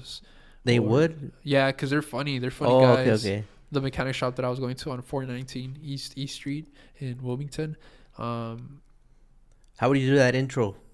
Some music, like the intro, and then each character, or that's burned out, huh? Like the old school ones, like and then there's this guy, they catch this guy putting like armor on, and when they do that, when everybody looks around when the camera gets to them. Oh yeah, I know what you mean. Then they catch you over here. You're like the youngsters, and everyone assumes that you take from the tip jar. You're like, caught me. They do that. Yeah, I know what you mean. Random little scenes. Nah, but those guys are characters. They're hilarious. Yeah. And I feel like if someone with a budget goes up to them and be like, hey, I want to make a reality TV show off of you guys. Why don't you do it? I want to... This is what's taking over, bro. And I did have that in mind. I'm like, well, I can do it, but even with the small videos that I'm doing, I'm like, fuck, like I'll be doing them, and then my dad will call me, hey, I need this and that, or this and this happened, or whatever. And I'm like, damn, this pretty. I thought it was gonna be easier. The reality of your operation, then. There's not a lot of content there. You know who has good content? Pepe's Towing. Oh, okay. That guy's a badass. Yeah. I feel like I need to get him in here. Yeah, that's badass. Yeah. That was cool. I haven't met him, but I see his YouTube and I see what he's doing and I get the idea. And that's a reality TV show there. And it's satisfying to see those fucking containers getting flipped back. Yeah. That's badass. Our people are making them millions. Damn, it's gone up. A lot of flips, man. Like more than I would ever see. I don't know what's going on. I don't know. What do you think that? Why do you think that's happening? Maybe they're hiring people too soon, like because the demand or something. I don't know. But you can get 15% off with Pepe's if you use him. Mention Conteneros, container ounce. SoCal Tow, 10% off. Mention container ounce. Can I ask you what's one of the horror stories you had with your truck? Like, did it mess up? It's not even on my list, but yeah. I'm pretty sure. No, you know why? Because as a viewer, I would be like, damn, I want to know more about Luis. I'm just kidding, for the record. Fuck. Yeah, like I would see your truck parked, and I'd be like, damn, that thing looks pretty cool. I wonder, what. Real quick, one was with the mechanic. The whole my brakes were locking up. I was on my way to Inland Empire. Then on the way back, I was empty. So then they would lock up even more because now I didn't have no momentum pushing me to help. Right. So I was like, "What the fuck's going on? My brakes keep locking up." And then I came back. I had to leave that empty over there because every time I would get to a stop, I couldn't take off anymore. I'm like, I'm just going to drop this shit and then just haul ass. Then, so I got back to the yard. And then the next day I looked into it. The guy came and, oh, yeah, it's going to be your compressor. It's not building, it's not working as it should. And I'm like, cool. So it's like $700 all in with like labor, I think. Or labor was $8. Anyways, let's just say $700-800. Problem wasn't solved. Long story short, it was a manguera. It was a hose that goes from the air dryer, from the compressor to the air dryer, and it wraps around the engine. All right. So with time, with all the heat, the particles inside of that hose, the rubber, they were like, imagine little pieces of sand and they're rubber. So the compressor pushes that, and it clogged up the air dryer. So there was a airflow restriction. All right. So when you go and disconnect the hose, sure enough, all the little pieces of rubber came off. That's shit. It was blocking it. So that was a custom-made hose, $80. Damn, isn't that annoying, bro? Yeah. That shit is fucking annoying. And they say it with such confidence. Sí, eso va a ser. Yeah. Eso va a ser. Yeah, no. That's what it's going to be. Then when you want to complain, crickets, hey, but at least you got a new one, like now you got a newer one, Yeah. So that's one. And then when I had to do the in-frame, I was getting a lot of blow-by. Or when I racked up like $10,000 in diesel debt. So that's like one of the... You could get comfortable at a company, but then before you know it, you kind of hung yourself if you don't manage your money properly. Fuck. So then, yeah. Or the legal issues, and then I had to do a title loan. A title loan, bro, on that, and the payment was like $700. But then I had used the money, so then it's like I need money to pay it. But now it was gonna be impossible to pay it off, at $700 a month, and none of it, like the interest was so high. Then I owed the $10,000 here. Fucking shit happens, Yeah. Then I made it so that it worked out for everyone. The guy that I owed the $10,000, I'm like, I'll sell it to you. Just pay off the loan, and deduct what I owe you. Then give me the difference. And I did that. And then I'm like, okay, so I covered all this debt in one shot, right? But now I'm not gonna have a truck at the end of the month because he let me drive it for the rest of the month. And then I'm like, oh shit. And then during that time when we're trying to kick off the Conteneros Society. And I met a guy at one of the meetings that we had in the Inland Empire, I think Rancho Cucamonga. And out of nowhere, he just like, get your truck back, you know? Boom. Like 35 racks alone, cash. Damn. I didn't even know the guy, you know? Crazy. Shout out Porky Blue Balls, you know? Porky Blue Balls. Is that his Instagram? Yeah, Blue Balls. Blue Balls. So there's people out there, man, and there's things that happen, and at the end of the day, it's always okay. It always works out. That's crazy. Because I've never fucked no one over. So I think that's why it just comes back, you know? But I also don't want to become dependent on the blessings to where, like, I ain't shit, you know? Like, so just go through the motions. If it's bad or good, like, it'll work out in the end. And don't fuck no one over, and because karma is real, you know? Right now that you said karma and you've never fucked anyone over, being at the ports. Have I? At least not nobody that didn't deserve it. Nah. Now being at the ports, you know how as a first, well, a lot of people, they've been there for a while, so they know how to go in and out, and they know where each spot is at and all this, right? As someone who's new, so for the new drivers like myself and stuff, I've never done anyone dirty. Anything that I've done, any help that I've given, it's from the heart, and I don't wish anything bad upon anyone. If I see someone with a nice car, I'm not gonna go up to it and scratch it. Yeah, I'm not. Yeah. So being at the ports, I've seen all that good karma come back. Where I'm new, I go in there, I'm like, fuck, you see all these trucks driving fast next to you, in front of you, behind you, you see some, and you're like, fuck, I don't know where to go, I don't know where my spot is at. And then since I started, I've always gotten helped without even asking. Like, they'll take me to my spot, they'll tell me where the exit is without me even like going, like, yeah, I'll get off and I'll ask people, but I've just encountered only good people. I can't stop. I'm distracted right now. Like, the mic is like aiming at your nose, and it's, is it? Yeah. There you go. Oh, nice. My bad. So yeah. I've just been encountering good people since I started driving, and it's pretty cool.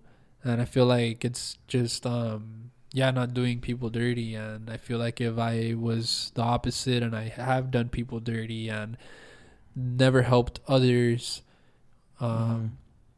I probably would have been lost for a long time in the port, you know. And I'm still, I still have a lot to learn, but yeah, I feel like karma is real, and you should watch yourself. Yeah, I'm not over here preaching that I've always been good. Like, there's some times maybe when I was younger, maybe I could have made better choices, or even if I made the wrong choice, in my mind, I was doing right. I was getting even with someone, but now I don't try to think like that. You know what I mean? Or I feel like karma depth is real. Like, I feel like there was a time in my life I tapped into, just really briefly, I tapped into the whole other world of, like, allegedly drugs, right? And I feel like I probably, like, ruined so many lives, you know, including my own. And I felt like there was this nonstop, like, cycle of bad luck. Like, nothing will work out for me. Like, it would feel like I was accomplishing something, and then boom. And I finally feel like, if you could call it a karmic debt, like, it's been paid off, you know, but now it's all like just work in progress. Yeah. But now that you mentioned drugs, I actually forgot to mention you dropped your white bag over here. The pancake mix. Just fuck you. I forgot to mention that when you asked what I wanted to be when I grow up or whatever, after high school, when I was doing those videos, drug dealer. I ran into the founders. I didn't run into them, but I saw them online. The founders of Kush bottles. They're the bottles that they give out in the dispensaries when you walk out. They put the weed in their little jars that everyone walks out with at the dispensaries. And I was like, damn, that's pretty cool, but they're plastic. And Nicholas Kovalevich, something like that. He has a weird last name. The founder of Kush Bottles, he made a living off of making these bottles and selling them. And I was like, well, they're plastic. Doesn't the world hate plastic? So I was like, what if, just if, I can somehow make cardboard bottles and eliminate the plastic, so it'll be greener and safer. But then I started looking into it, and I had made a prototype. I made it the way I wanted to, so I was hitting up cardboard manufacturers, just a lot of cardboard factories, and asking them what's the biggest piece of cardboard they can make. I didn't really have luck with finding the one that I really wanted. I got a lot of phone numbers off of that, and I learned how to like call people and let them know what you need, and just talking to people over the phone. Yeah. In that world. So then I made this prototype, and I was looking into the laws of cannabis packaging, and I noticed that they have to be childproof and smell. You can't be able to smell the substance, content. The content, and I think they have to be waterproof as well. I don't remember, but the main two was childproof and smell-proof, and those were the biggest things. And then I made it, the little prototype that I made it where a little kid wasn't able to open it easily, but even then it was hard to find the right people. Well, not the right people, but just the people in general to make those boxes. And it's almost like Little Caesars. You know how they just put the pizza and then they just fold the box and they just close it and you're good to go. So it's something like that where you just get a little flat piece of cardboard and it's already ready to get folded, and you just fold it, boom, and you just put your package. But the smell proof and the child proof was going to be the hard part. So that's what I wanted to do. Probably dipped it in like some type of wax or something. Maybe. But some sort of... Sounds fun. Yeah, so... just, that's what I wanted to do. Because Brian Chesky... Ooh, imagine like a big roll. And then whatever the content is, you put it in there and you roll it. So it'll either be a big circumference or a small or big, depending on what's in it. I know what you mean. And then on the spot, sliced, and then the end, like something like, I don't know. Yeah. Anyways, go ahead. I get excited with that stuff. Yeah, Brian Chesky, do you know who that is? He's one of the founders of Airbnb. His partner, forgot his name, but his partner, he created Buns. It's like this pad where you this foamy pad that you can take anywhere to stadiums and you sit on it, and or to the soccer games and you put it on the bench and you sit on it. It's this foam pad that's curved into your butt cheeks or whatever. And he was doing that before he founded Airbnb. So when I found out about these guys, I was like, man, it's pretty badass. Like creating something and then selling it. And he was telling the stories on how he made these pads and how he stopped working on that to go after Airbnb.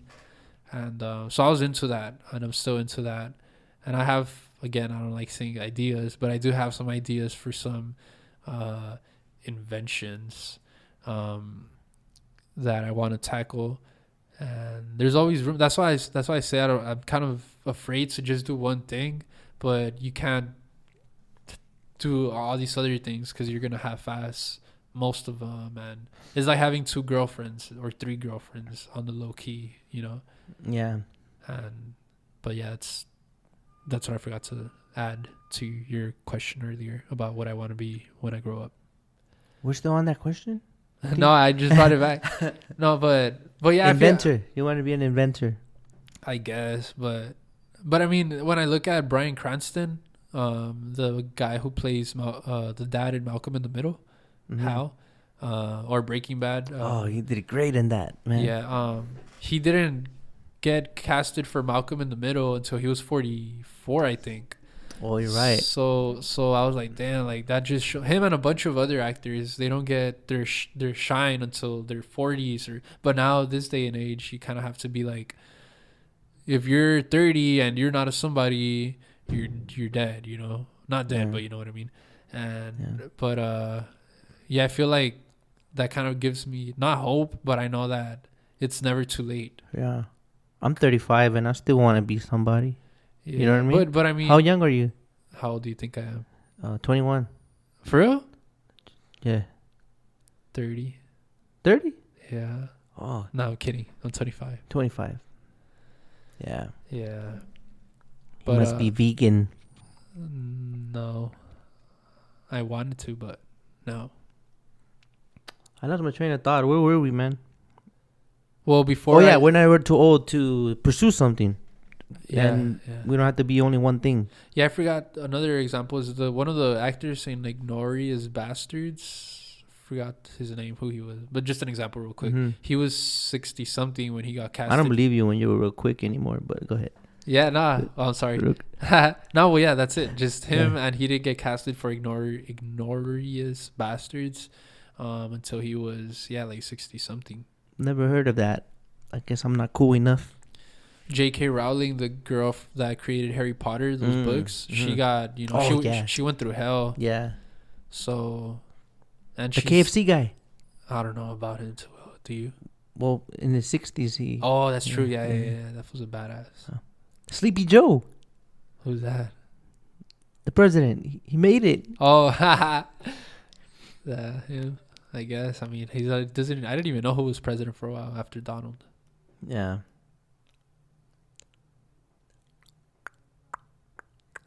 That part was weird. You didn't know who was president after Donald Trump? Well, I mean, I heard names, but I was like, after that, it was just a crazy world that you were like not interested in. Yeah, no. Cool. All right, moving on. Have you ever shit in a bucket? Not yet. I hope I don't. But no, I don't think I. You're open to it? You're down? I don't think so. I'm gonna just hold it, to be honest. You can't hold it. You're either going to shit your pants or the bucket. You got to pick one, man. Well, yeah, I mean, if it comes down to it, yeah, I have to. But fuck, I try not to think about it. I get gross. I know it's part of being human. Yeah. But I try not to think about that. Oh, man. But, I mean, if it happens, it happens. You wouldn't be down with a coroner job then, huh? You should probably talk about that. That's pretty bad. I'm still fascinated when you said something about that, because the guy was saying there's fuck, how much was it? There can be up to like, before COVID, up to like 500 bodies at this place where they store them in a refrigerated, and that's a reality show in itself. And they keep the infants separate. Because if you mix them up, then sometimes the other bodies can crush them, and they'll be hard to do their autopsies.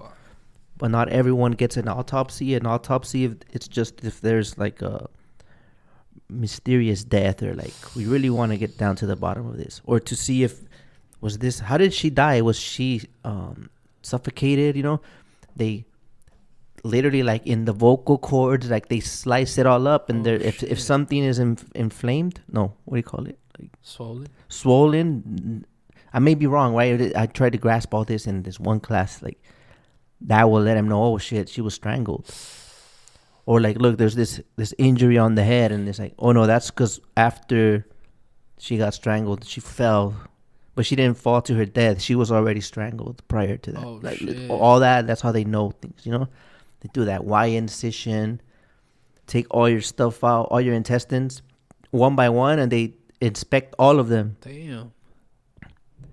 They'll get the liver, slice it up like a lot of little lines, and stick their fingers in between the grooves, like the texture. That'll tell them something about the condition, the fluid, the way it comes out of the lungs when they cut them up.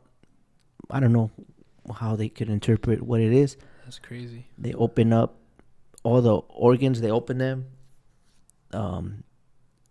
Every little piece, as they take it off, they inspect it, cut it off, the whole the large intestine where it ends, cut it, inspect that, do their notes. They write with Sharpies on the stainless steel walls in where they work. Oh, for real? Yeah. And then they as they take it all out of you, they put it in a trash bag in a bucket. Oh, what? Next to your body. And what do they do with those parts? They just throw them out, or? That's what, as they're taking it out and doing their notes and all that, excuse me, it goes in that trash bag. And the part I don't remember is if when they're done, also they do the Y incision, right? But there's still ribs down there. So they literally cut them, bro. The little grinder, little cutting wheel. Yeah. See a little dust of bone and all that. Oh, my God. That's crazy. And they flip you like this. Go in there.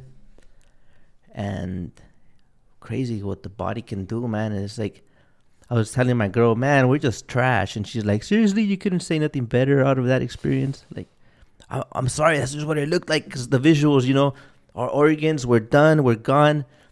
They go in this bag.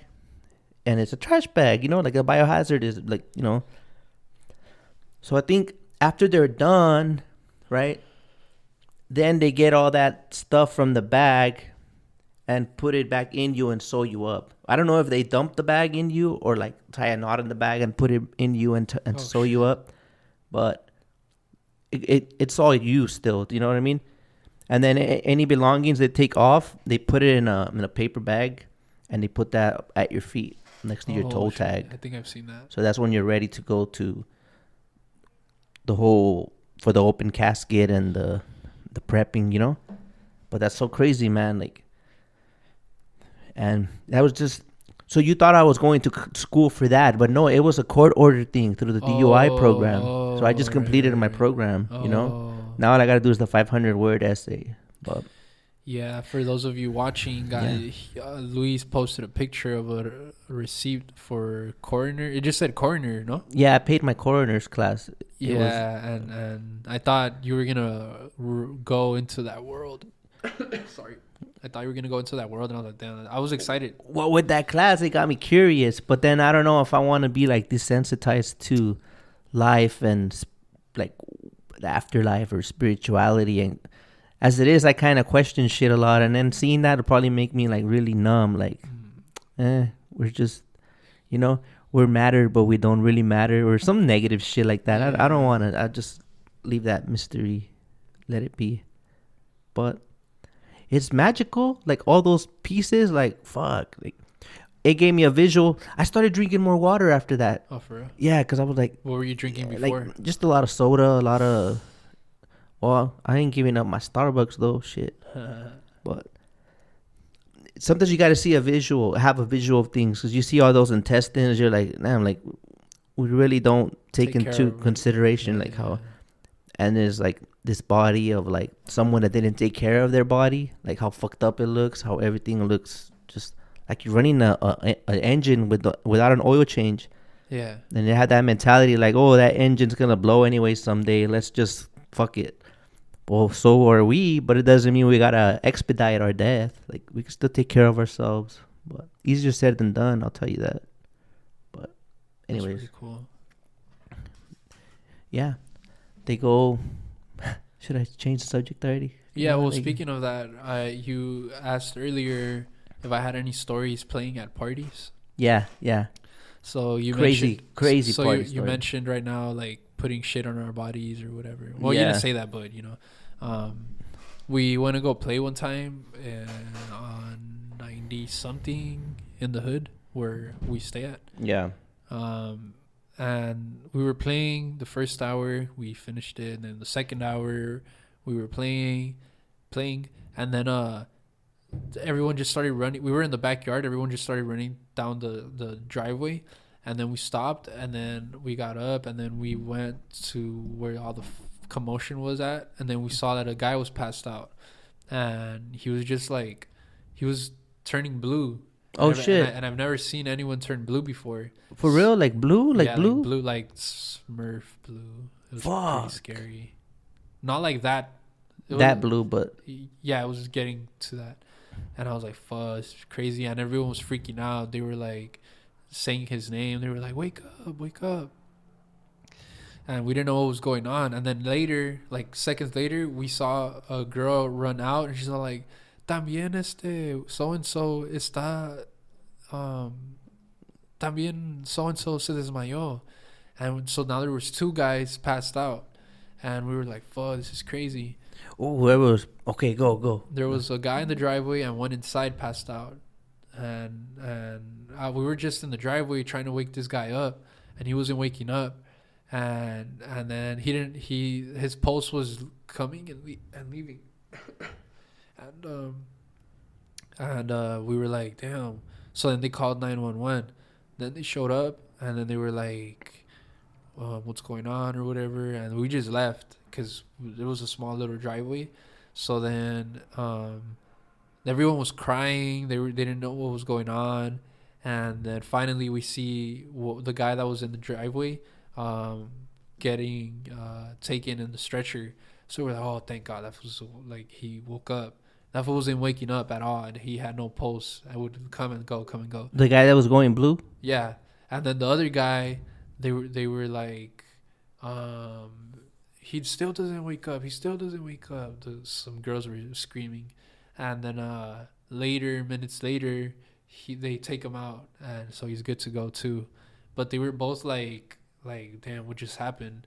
And then they took him to the hospital. And then we ended up finding out that, because when we go play, they offer us everything. They offer us, of course, food, beer, and even the stuff that your parents tell you not to do when you grow up. Yeah. And drugs. And say no to drugs, people. And then they were like, yeah, if you whatever you guys want, let us know. And they were gonna give us what they were hitting, but me and the homies don't hit that. So, but they were there hitting it right next to us. They were sniffing. Oh, and shit. Then, yeah, and I mean it's normal in that world to see that. Yeah. And then they were hitting it, and then later when we started playing the second hour, they passed out. So they ended up telling us that it wasn't instantly then. Yeah, no. And they ended up telling us that it was fentanyl, that it was laced with fentanyl. So I was like, fuck. It was crazy. Good thing we didn't get near it, or, you know. Yeah. And then based on their weight, maybe were they lightweight or were they heavy? Oh, that helped them probably, right? Because of the weight. I don't know. On how the impact they would have had on like an OD. So someone like me. Yeah, you could have been probably not a good ending. Yeah, maybe. Yeah, because these guys were pretty big. Yeah, and it was just the first time I ever saw someone overdosing. Yeah, it was pretty crazy. So how does that make you feel? Like, I'm definitely never going to try that shit. Nah, well, yeah, that, and I'm just like, oh, that's crazy. Because these days you hear fentanyl more and more and more and more. And it's crazy because it looks just like coke, right? Mm-hmm. And so, like, how do what can you trust now, you know? There's test kits, but I mean, if you have to go as far as buying test kits, then that... You're a fiend. Yeah, then that's how you know that you don't plan on stopping. But I don't know. To each their own, you know. Some say better safe than sorry, but I don't know, man. It's just I've had my share of shit, and I don't. It's scary to think that. It is scary because, you know, you pick up from your connect and he tells you, yeah, it's good, whatever. But he may not know. He probably doesn't even hit it. Yeah. And then he tells you, yeah, you're good, and you've bought from him many times, and you trust him, and then you're hitting it, and then next thing you know, you don't wake up. Or that day he was dry, and then he got from some random, and then, yeah. So there's a guy on Instagram. His name is at Narcan Nate, and if anyone needs a test kit to make sure your shit isn't laced with fentanyl, he will send you one for free, no questions asked, at Narcan Nate. And he'll send you Narcan too. It's pretty cool. Yeah. So shout out to him. So any other stories other than that? Fights. Yeah, fights. People get wild, huh? Yeah, sometimes. Cops pulling up and no refunds, right? If the cops pull up and you got paid 5 hours, no refunds, or do you do the math and give them the difference? Nah, no refunds. Well, like, let's say we get there for 4 hours and they signed the contract for 4 hours and the cops show up on the third hour, there's no refund. But if, let's say, sometimes we'll work something out. Like if the cops show up and they got us for 7 hours and the cops just say, mostly they just say to lower it down. We'll just lower it down, or we'll just play without speakers for the last hours. But I haven't, with the people that I've played, I've never run into like people saying, "Oh, I want my money back. I want my money back." Mm-hmm. I haven't run into that. Yeah. I ran into another crazy story. Some guy was getting mad because he was offering his bag. He was hitting coke. Yeah. And he was offering to the people around us, and one of my homies, who I used to play with back then, he would play the bass and he would hit it. So he's like, "Shoot through, Yeltsin, shoot through." And I was just in the back passenger side of the car, and he was in the middle, and there was another guy on the other side, and there was someone on the driver's side, and the guy that the bag belonged to was in the passenger side. And I was just there tagging along with the homie, and I wasn't hitting it, and he was, and the guy next to him. And then when we got out, we didn't know the guy too well, the one that offered the bag. And he was like, my homie gave him the bag back. He's like, "Hey, what the fuck? My bag had more." And he was getting mad because supposedly he skimped them out, or he took some with him. And he was like getting like mad because he had a little bit left. And I was like, "What the hell?" I was like, "Well, whatever." And he was going up to our faces, and he was like, "Hey, which one of y'all took my shit or whatever?" And yeah, he was getting aggressive. And then my other homie squared up, went up to him, and he told him to calm the fuck down. But that little scene was pretty crazy because this guy was really mad over his fucking bolsita. Yeah, and se acabaron mi bolsita, putas. Yeah, like that, bro. And it was pretty funny. But yeah, just the like fiend was like showing, that. huh? The fiend, it's crazy. Yeah, it's pretty funny. Cool. Well, not cool, but you know what I mean. Let's see. Let's go back to the port thing. If you could change one thing at the ports, what would it be? Like the people that drive those white trucks. What are they, clerks? Yeah, they can be. Yeah. Some of them don't know what they're doing, because I've gotten off and asked them for a certain location. Yeah. And I'll have my empty ticket and my load ticket, and I messed up one time. I didn't get my sometimes you get your empty when you walk up to the first, and then sometimes they'll send you to another pedestal to give you your location for your empty, right? And they were like, I skipped that second pedestal because I didn't know that I had to go there. Yeah. So then I just had my empty ticket and my load ticket. So then I was like, "Hey, I don't know where to drop off my empty." And then he was like, he was looking at it, and he's like, "Oh, it's right there." But he was pointing at the load ticket.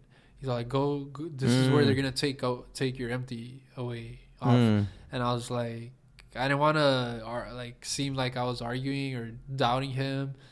So I knew right away he didn't know what he was saying because he was pointing at the load ticket, and I was like, I don't think he really knows. Yeah, and I ran into that twice that same day, and I was like, hey, damn, I thought everyone knew what they were doing here, and like the people that work inside, and yeah, they didn't really know.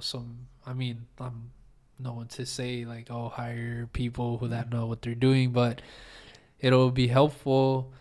And I'm pretty sure I consider myself a rookie. I'm pretty sure there's a lot of new people daily in the ports, no? Yeah. So I'm pretty sure people do struggle. And then also the signs, like sometimes all like I don't again because I'm new, so the signs don't make sense. Like there'll be a sign on a corner, but I don't know if it's for what side of the containers, if that makes sense. Sometimes the signs are in the middle of containers, where they show you like your aisle or whatever. Yeah. And like Y1, and then it's like go on this side or that. Yeah, side. yeah, there you go. Yeah, and I'm like, what? And it's just crazy. As someone who's new, it's just crazy. I don't know where to go sometimes, most of the time. Well, you could tell sometimes by the pile if they go like this, kind of like a pyramid. Okay. So if it was just, how do I say this? It's hard to describe right now, but because that row can be two at the same time, one on each side. Right, but you could tell by the way they're piled. So if it's just one pile and it goes kind of like stairs, then this is the side. Oh, I see. So the side with the highest stacks is not gonna be it. It's gonna be the back. So shit. go to the side with the lower stacks. All right, now that makes sense.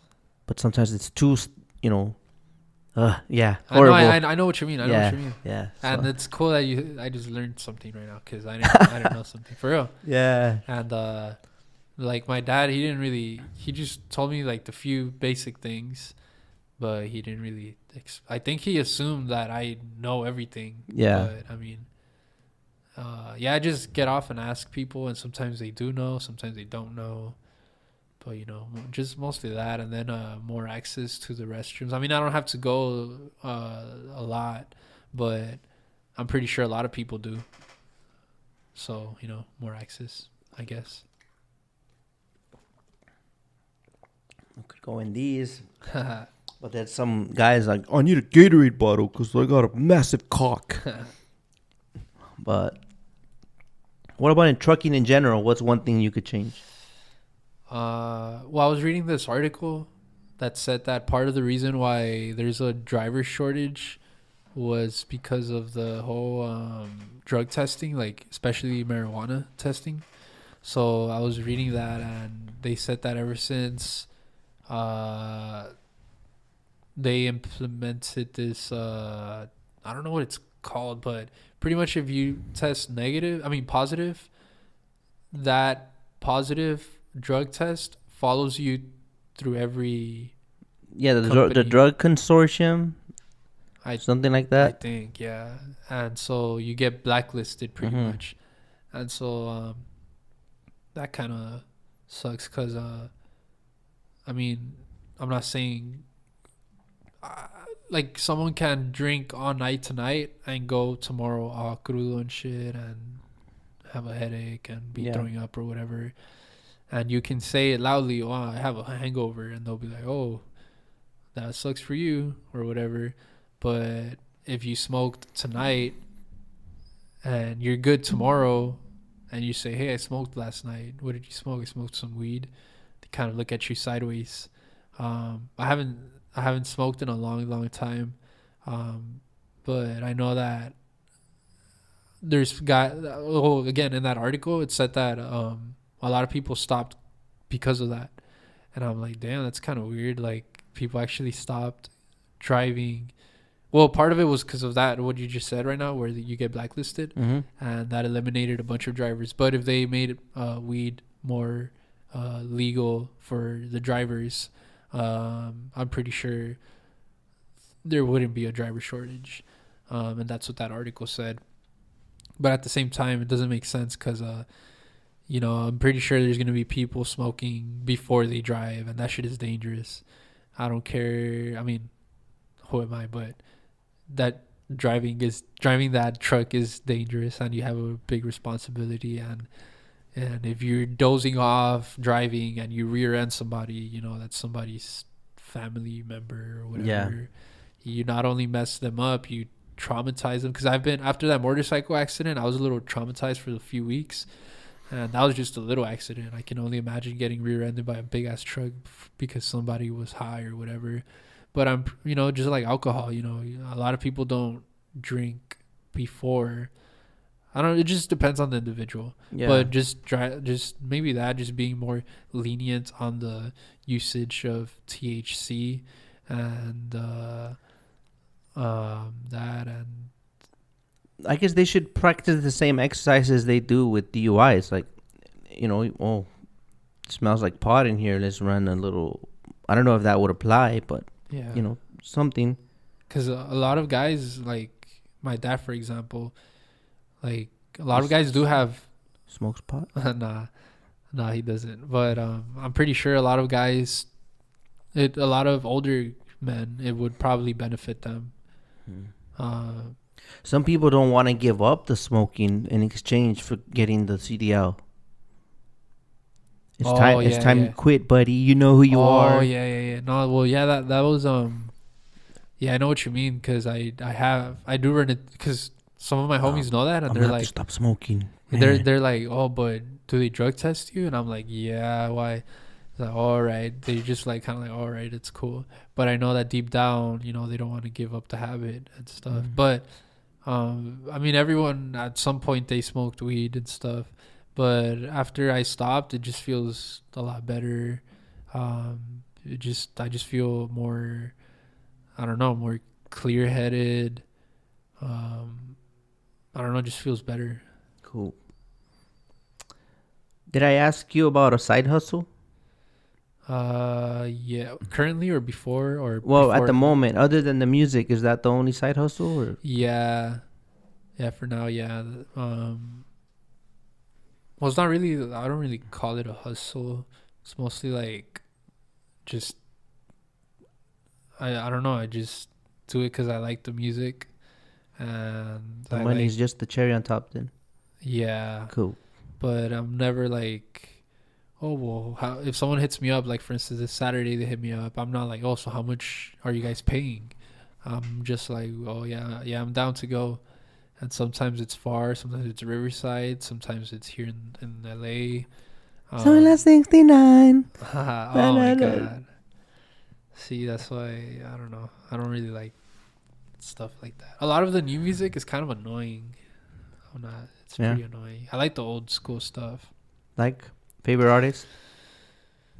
Well, I like a lot of grupos from LA. Like my favorite one is Vendetta Norteño. They're pretty badass. Grupo Los Muchachos. They're pretty badass too. La Frecuencia. They're pretty sick. And that's pretty annoying how a lot of people like Grupo Firme just because everyone else is listening to Grupo Firme. But there's a lot of other sick ass grupos that play way better than them, have way better original music, and they're not getting recognized. But they get booked all year round, every weekend, and they charge $800, $900 an hour. But yeah, I like a lot. I don't really like big named artists. I like the local guys because they're really good, and they're really on that grind. And you think like once they make it, they kind of lose that passion, or it kind of gets like, I don't know, but I know that there's different factors. Like I know that a lot of people like Grupo Firme, especially girls and guys that are not heterosexual, if you know what I mean. I know that they like Grupo Firme just because they look good, and they're attractive. But I mean, I don't really. You think they're attractive? No, I'm saying like other people. It's fucking with you, man.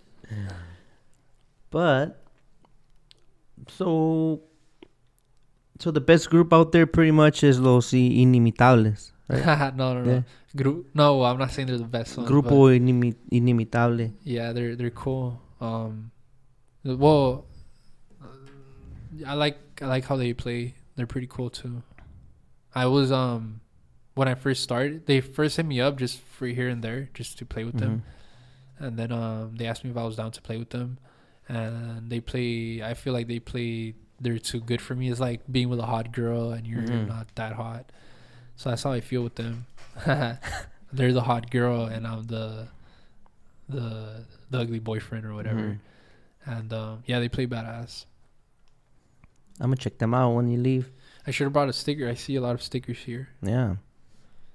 Just write their name on here or something. Yeah, I'll write it down. Where do you see yourself in 5 years? Well, it's always changing because I didn't think I was gonna even be involved in the truck driving or in the logistics world. Yeah.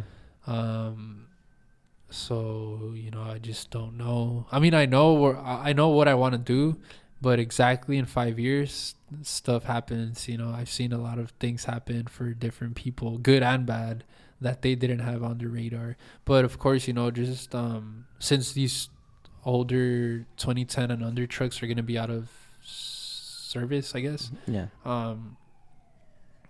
The plan is to replace the ones that are not going to be compliant. Yeah, my dad and I have to figure something out there. We found some, and then the guy was like, well, I'm not selling it anymore. We went to go check, my dad and the mechanic. I found it on OfferUp, and I told my dad about it. Mm-hmm. And then he went with the mechanic to check it out, and they were like, all right, yeah, tomorrow. My dad was like, tomorrow I'll come back with the money, and because right now I just came to check it out. The guy was like, yeah. So then the next day they went, and the guy was like, well, I'm not selling it anymore. And I was like, wow. So that was, stuff like that we're running into. And out of the 6 trucks, how many are gonna go out? 3. Okay, yeah, that's a big chunk. Yeah, bro, and that's why I'm kind of, we need to find some, and but do you think there's gonna be an extension? Would you get an electric truck?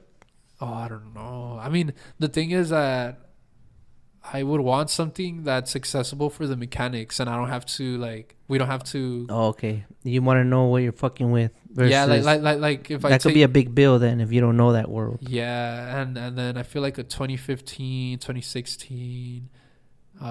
Still doable. Yeah, you can take it to the mechanic and they'll know their way around it. Yeah. Parts are probably going to be more accessible than an electric one. The electric ones look nice, though. I've seen them around. Yeah. They look pretty cool. There's a show coming up next month. I'm probably going to go. So I'll keep an eye out for that. Oh, for real? Where they sell stuff? Or electric trucks. Oh, you can check them out. Cool. Test drive them, I believe. That's pretty cool. Yeah. At the Speedway in... Irwin, though? No, in Fontana. Oh, right. Yeah. Off of Cherry, I believe. But stay tuned for that. Any other goals? Also, 5 years. Yeah, I want to scale my dad's business. Like, if he got 6, I have to beat him, and I have to grow it and stuff. So that's the plan. And any other goals? Yeah, I want to... I've left YouTube aside, but really YouTube is what makes me very excited. So yeah, that's part of the goal. But doesn't it get tiring? Like, people, and yet that amount of people that on the internet or on Instagram doesn't match the subscribers that you have on YouTube. That shit gets annoying, huh? Yeah, but then I find myself like, I don't know. Then I never knew that feeling until I started pursuing it and really giving a fuck. Like, let's try to grow this channel. Let's do it, right? Yeah.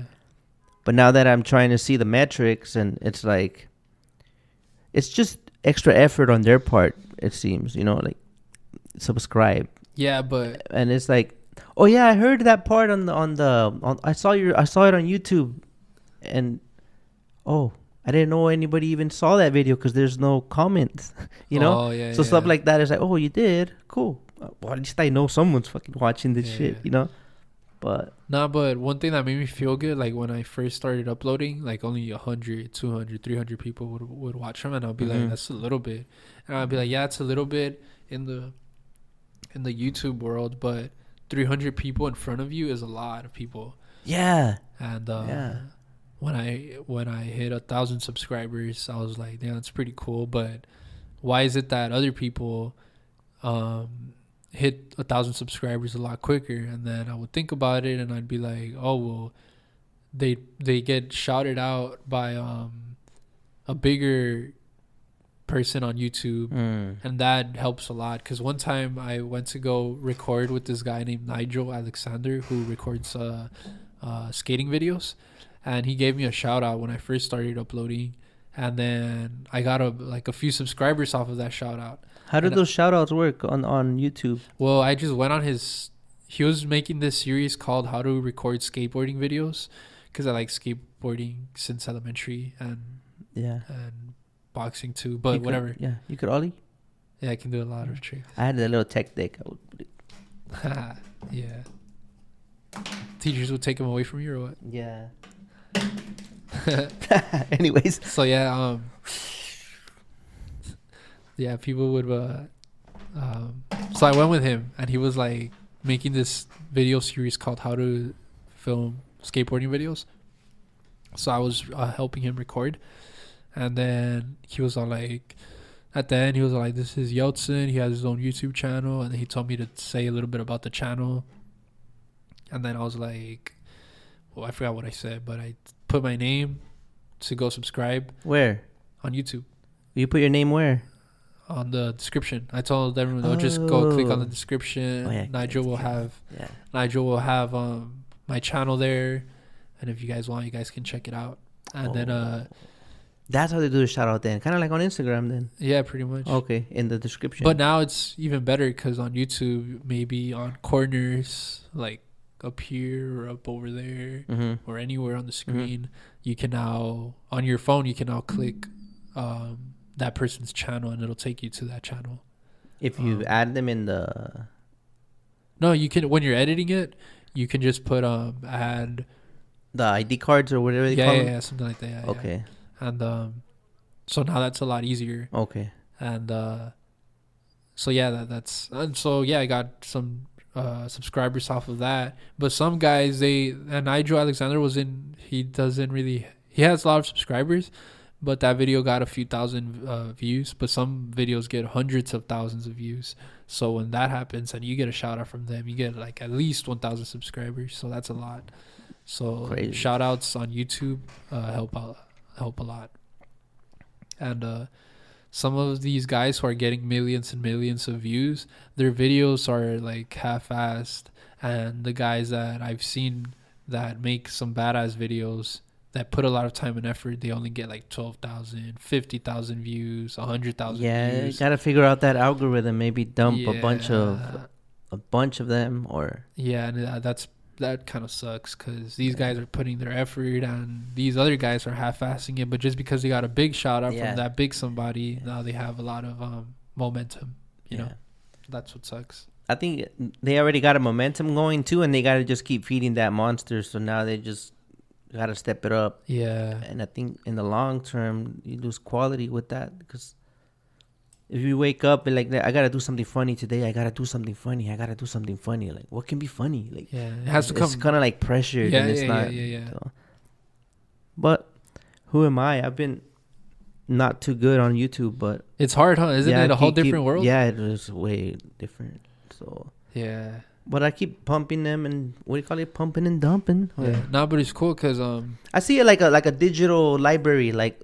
Here's where they are, like, you know. Oh yeah. Then, and I've never been like, I don't know, like, I don't put pressure on the guest as well. Like, hey man, share the episode we did. Make sure you share it. I never like that. So I don't know if that's my flaw. Maybe I should try it, but I don't like to make people feel like, hey, promote it for me. It's like, I kind of want it to be organic. Like, if you find it, same, cool. Yeah. But then maybe we're like limiting our growth, but it's just not my style. Like, yeah. Same. Even I still feel weird, like comment, and subscribe. It still feels kind of like, would you please spare some engagement? You know, a comment goes a long way in YouTube rather than on Instagram. Yeah. Oh, it does. Well, I mean, no, it feels better because like if you get a comment on YouTube, I get excited. Mm-hmm. And even a subscriber. You felt excited when you got 100 subscribers? When I got 100, I got so excited. The little milestones get that little update from YouTube, like, oh, you're at 30,000 plays or something. Like, and then, I feel like the perfect time to get on YouTube was in 2020, from when it started, 2005, 2006, all the way to 2015. 14, 15. After that till now, it's so pretty oversaturated. But a lot of people still, you can still make it happen. It's pretty cool. I just see like extra content. I'm just trying to decide right now, like how I'm gonna lay everything out, like, because I also don't. I see like the different social medias, like different channels, right? So, but then some people take a different approach, like, oh, on LinkedIn I put like my businessy side, and like, and on Twitter I put all my rants, like I just type away, and then on Instagram it's like my photo gallery, and then on YouTube it's like my educational videos and how to. Yeah, that's one way, but then I'm thinking like, what if the people that are on YouTube, they don't have Instagram, so like they're missing out on a whole, like, just why not just do one thing and then put it on all the channels? So if you're comfortable following me on Instagram, then that's all you need to know. Like, you don't need to go on the other accounts. Yeah. But who knows? I haven't figured it out. I feel like I haven't gone hard on that end because I haven't decided which way to go. You know what I mean? I'm still testing it out.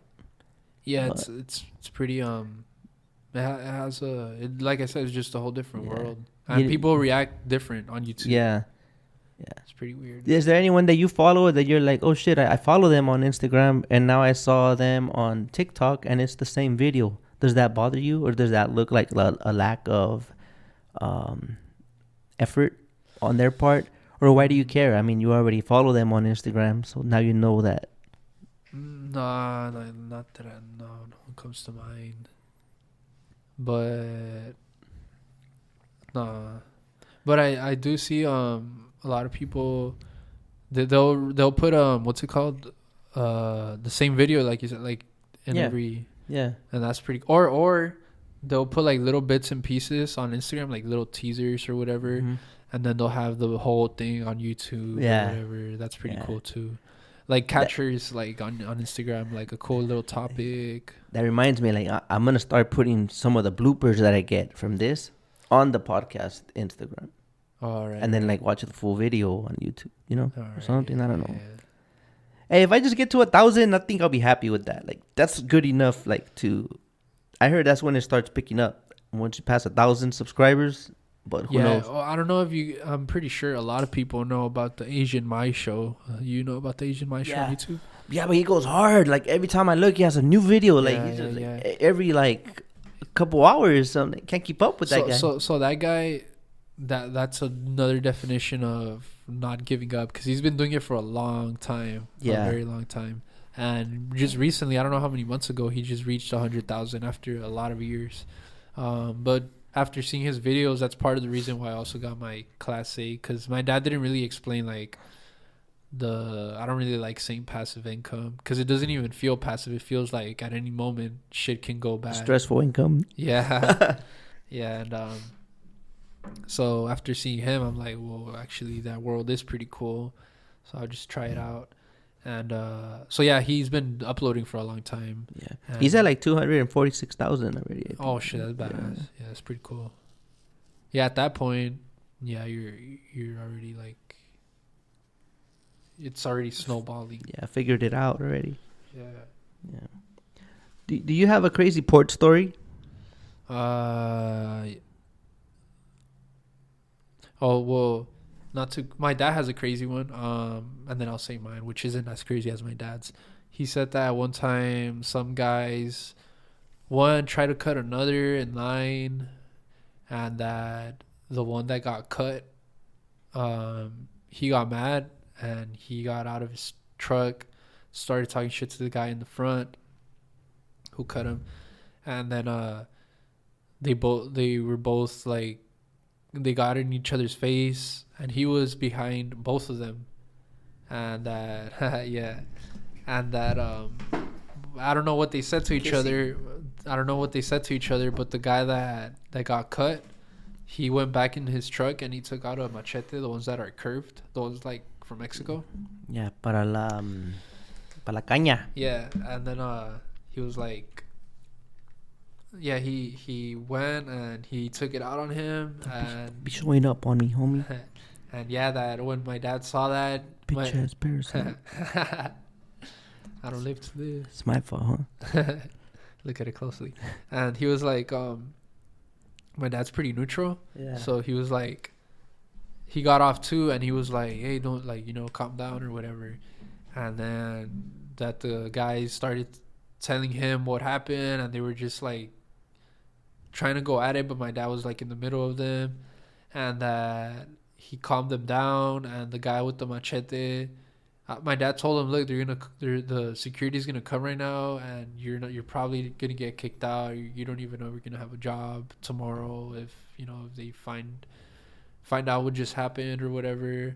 So then he goes in his truck, and the other guy goes back in his truck, and my dad talks to them, and he tells them to calm. Like, he talks to people in a way where you can calm down. He brought up, like, oh, how many kids do you have? He's like, oh, I have 4. He's like, the guy that took out the machete on you also has 4, and you guys are working for your family. He goes on that deep side of. He's the Chucho whisperer. Is that what? I always hear. I don't know. I always hear that word Chucho, and as a new guy, I'm like, I don't think it's. I don't know. But I feel like it's messed up when people make fun of, like, someone who forgets to lock their pins or leaves their door open. Because in this job, and I'm going off topic real quick, but in this job, in the truck driving world, like, you have to be there 100% mentally, I would think. Because if you're having problems at your house, or you're having problems with your girl or your kids or whatever, your mind is somewhere else. You can forget to put the pins on your container, or you can even forget to close your doors, or just any little thing. Everything's okay, and then, like, you didn't lock your pin, and next thing you know, like, that container is times gone. 100. That should scary. Yeah, carry on. And so my dad calmed him down, and then the guy with the machete, he went inside the port, but the security was looking for him, and my dad said that when he went inside the port, he threw the machete over into the water, and that when the security caught up to him, that they took him out, and that they were looking for that machete, because I don't know how they got word, but they got word that he had one. And luckily he had already gotten rid of the evidence, and I don't think nothing happened to him. But oh shit, okay, so your dad stopped that. He could have gotten in real trouble, right? Yeah, if my dad didn't stop that, probably would have been pretty bad. Yeah, because people do get pissed off there. Yeah, and probably, like I said, their problems at home or whatever, and then you have someone cutting you off. I don't think it's the cutting off. I think it's the accumulation. That's just the last drop in the bucket or whatever you call it. Yeah. And then as far as my own, I went the first day. I went to Evergreen with my dad. We got some loads there, and he told me where to go, and the machine was passing by, and he told me, cut in front of all those trucks and just get in there. I had him on the phone. He's all like, and I'm like, are you sure? He's like, yeah, just get in there. Just go to your spot. And I was like, all right. I dislike that, by the way, but yeah. Yeah, I didn't know. I didn't know. It was my first day, and I thought that, oh, your spot is there. You just go. So, and I was like, okay. So I just went in there, and then I'm just waiting there, and then the security comes. He's all like, what's your spot number? And then I tell him, and then he's all like, yeah, I didn't see you waiting in line. And I told him, oh, I'm sorry, it's my first day. I don't know what's going on. Sure. Yeah. And he's like, yeah, man, one of these days, these guys are going to cuss you out and all this stuff. And I'm like, oh, well, I just didn't know what to say. And then he was like, am I going to get my load or what? So he was like, yeah, you got to get out of here, man. And I was like, where do I go, though? I don't know where to go. And then he's all like, just get out of here, man. Just go behind the line. And he walks up to the guy in the back. Ya me lo pasaste, güey. He walks up to the guy in the back, and he starts telling him, like, I don't know what he told him, the clerk or whatever. If he doesn't leave, just skip his ass. He's not next or something. Yeah, and then he was like,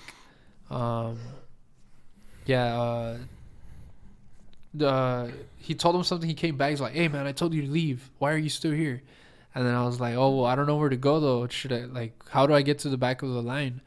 He's all like, just get out of here and make a left turn. And then I was like, okay. So I just still stayed there. I was trying to buy time. And then he comes back more angry. And then he's all like, look, man, I'm being nice to you. If you don't leave, I'm going to call security.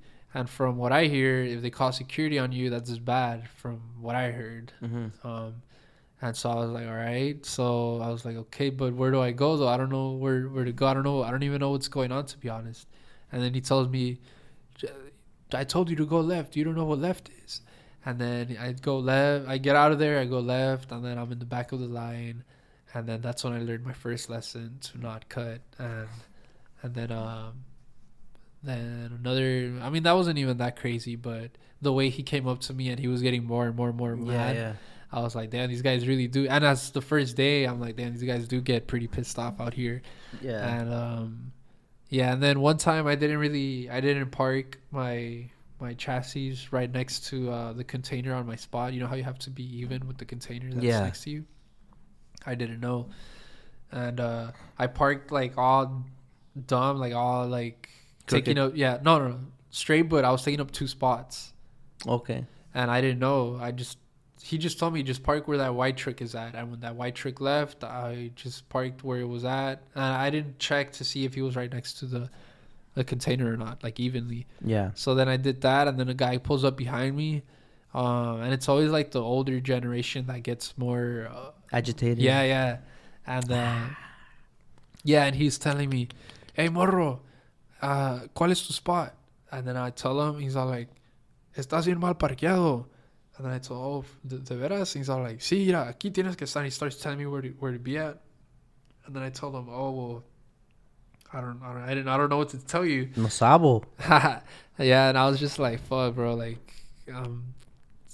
es mi primer día y no, la verdad ni sé si estoy en mi spot. And then he was like, that was your first day too? No, that was my second day. That was my first day at that port. Oh, okay. Yeah, at another port at Hanjin. You can only use that line a couple times, bro. No, but there's so many ports, and all of them, like, they say they're all the same, but all I see is containers everywhere and trucks everywhere. And as someone who's barely new and stuff, you're just like, fuck, what's what? Mm-hmm. And so yeah, and he was just getting upset because I was taking up 2 spots. And then the clerk that helped me, he's like, bro, your spot is back there. And he was cool, though. He was all like, why are you over here? And I was like, damn, I don't know, man. I just parked where the white truck was at. And he's like, yeah, the white truck was behind you. And then I was like, okay, so what do I do? He's like, just stay here. And he told the guy behind me who was talking shit to me to go around. He told him, and I just backed up. Oh, he was pissed. Yeah, he was pissed off. And I felt bad. And then and one time... on my real first day, I couldn't parallel park. Mm-hmm. I don't know why I was having trouble that day, and I was having trouble being straight. And a guy saw me struggling, and he's like, "Hey, morro, los vas a atrasar," or something like that. And then he's all like, "¿Quieres que te lo parque?" And I was like, "Sí, por favor." And he gets off and he parks the truck for me, and I was like, "All right, that's pretty cool." And then he was just telling me like, no, tienes que estar bien pilas aquí and all this stuff. And I was like, fuck, bro, I know, but fuck. It's my first day. Yeah, and but I guess I don't know if I look young or not, but I guess they see that I'm younger than the ones around me. They probably think like, oh, this guy just started as well. Yeah. But yeah, it's been pretty cool. That's just like the basics. Yeah. Nothing crazy. Yeah. But I'm pretty sure there's been some crazier stories. Yeah. Well, have you seen something crazy? Man, there's a few. I just can't right now. A funny one. I was playing with my friend. We would fuck around, like prank each other, and one time he took my shoe and threw it on top of a container, bro, in the stacks. Oh shit! So I had to climb and get it. That's funny. So that's the funny one. That's funny. Then yeah. That's something I would do if I had a friend that in that world, in the truck driving world, and I fucked around, because I fuck around with my friends a lot. To that extent, like that was like, what the fuck? I did get a little butthurt, but I was like, yeah, you know what? All right. It's funny. Then shit escalates, you know. But yeah, good times. If you were not trucking, what would you do? Videos for sure. I'd probably yeah, I'd be doing videos. Because I didn't really hang out with a lot of people that made videos. Because mostly the people around me, they just, it's either school or music, and no one made videos. No one in the circle of my friends made videos. And nobody in the different circles of my friends, because I have friends that are in the skateboarding world, friends that are in the music world, friends that are in the boxing world, and a few friends here in the driving world. But so no one in the podcast world. Yeah, and so that's, yeah, I'd probably just be getting into a circle of people that do videos and stuff. But yeah, I was having a blast making videos. Earlier you said you want to go into movies as well. Making movies, maybe? Yeah. Well, instead of like short little... porno or what? Well, I was telling you that porno is not... Because it's... how should I say it? Obviously, I'm pretty sure... porno is one of those subjects like that no one talks about, but everyone knows about it. Like, it's just uncomfortable to talk about it, but even like guys and girls, they like it. You know, it's a girl won't say, "Oh, I watch porn," but me, I just like it. Just the behind the scenes, like what goes on. Like I said, the writing the scripts, that's pretty sick. They're all basic as fuck. They are, but the challenge is making it different. They are all basic, and they are, because you got to get to the point, right? I mean, otherwise everyone knows that. But there's this company called Vixen, and fuck, what's that other one? Vixen is the main one. It might be. I don't know. I don't like. Nah, but I don't watch that stuff, but I think I've heard like Vivid. That's a company too, right? I think that's for something else. Vivid Entertainment. No, okay. Now, Vixen is Vixen, and they make amazing adult movies. Theirs is different. Brazzers makes like, it's kind of the same thing as any other company, but Vixen, they're like they're like the McLaren of adult movies. They're very fancy, and they don't use models that are from Craigslist. Yeah. And other models are like A-level, even their male models. And the way they write their scripts are different than any other porn company. And yeah, I just really like that, how they do things. Yeah, everyone can make a porn video and be basic like any other, like doing some bad, horrible acting, and then at the end, you Motel just see, 6. Yeah, and then and then out of nowhere, you just hear. Yeah. Yeah, Vixen does a very good job, and so like I like the porn world because it has a lot of eyeballs. It gets like over 1 billion views, that industry, monthly views. I heard that Blink 182 got into porn. I don't know. Crazy. Probably. A lot of people switched up on. You think that's something like an industry that was like kind of like YouTube, that you should have jumped on early, like before the content took over? Like you would probably be established by now, I don't know. Or there's still room maybe to start. Yeah, hell yeah. I mean, everyone likes the adult world, but like I said, no one talks about it. Sex is a very tricky subject to touch on. It's still taboo, you think? Yeah, I think so. But yeah, movies. I want to make if a porn chance comes up, I wouldn't want to be performing. I mean, that's a plus, but mostly behind the scenes. That's pretty cool. And then I want to make like a comedy movie where I already have a comedy porn, bro. I don't Have you heard of a comedy porn? No, but I'm pretty sure that would be pretty difficult. Think so? Maybe, yeah. Anyways, I'm just yeah. I have a movie in mind, but to be honest, I haven't even started like writing it, because it's a whole every word that comes out is a word that was written by a writer, and it all has to make sense, and it all has to play out at the end. You can't just write a random sentence, for a character that's playing in the movie.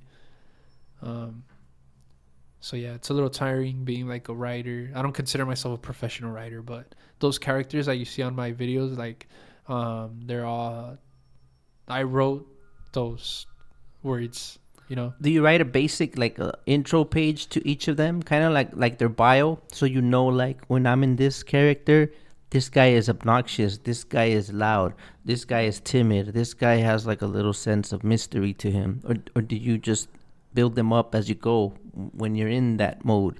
Yeah, I already know. Like, I have 4 characters, and I already know how they all are. Well, just the 4 of them. Yeah. But now I just play. You got the cholo. You got the Jeffrey, who's the fake gangster. Yeah, you got the gay guy. The gay guy. I have my uncle that loves cocaine. My tío, and myself. But I'm usually like the neutral guy, where I just literally just play myself, and I'm just more like, whatever. Yeah. And then I had another guy who was more gayer than the gay one that you see. Yeah. With the glasses, but that one is like too. Damn, this fool really is gay. Like, how are you mastering those moves like that? Like, well, honestly, I like just. I mean, it sounds messed up, but acting like. Yeah. Or is it like low key you want it to be, and then now that's when you play around, like, if you will, just for the day? Well, for a long time I didn't have a girlfriend. Oh, fuck. Okay. For a long time, I didn't have a girlfriend. Did that when you were questioning life? So I was like, damn, my parents thought that I was gay because I didn't have a girlfriend, and I was like, well, I have to get a manly job to make them know that I am not gay. And so, long story short, that's why I got my Class A. No, I'm kidding. No, but that's true. That in that community, the Latino community, there's people that never come out of the closet because of the parents, No, I'm heterosexual. And for those of you who do not know what heterosexual means, it means that I like girls. Yeah. And so I am not gay. Sex. Yeah, but I just like acting. I feel like when someone is straight and they act like, they act gay, I find that very funny. Mm-hmm. That shit is funny. I don't know why. Mm-hmm. Can you throw a disclaimer in there? Because I don't want... He has none. Do you have anything against gay people? I have a lot of gay friends. Oh, okay. And I keep it cool with them. And I like the LGBTQ community.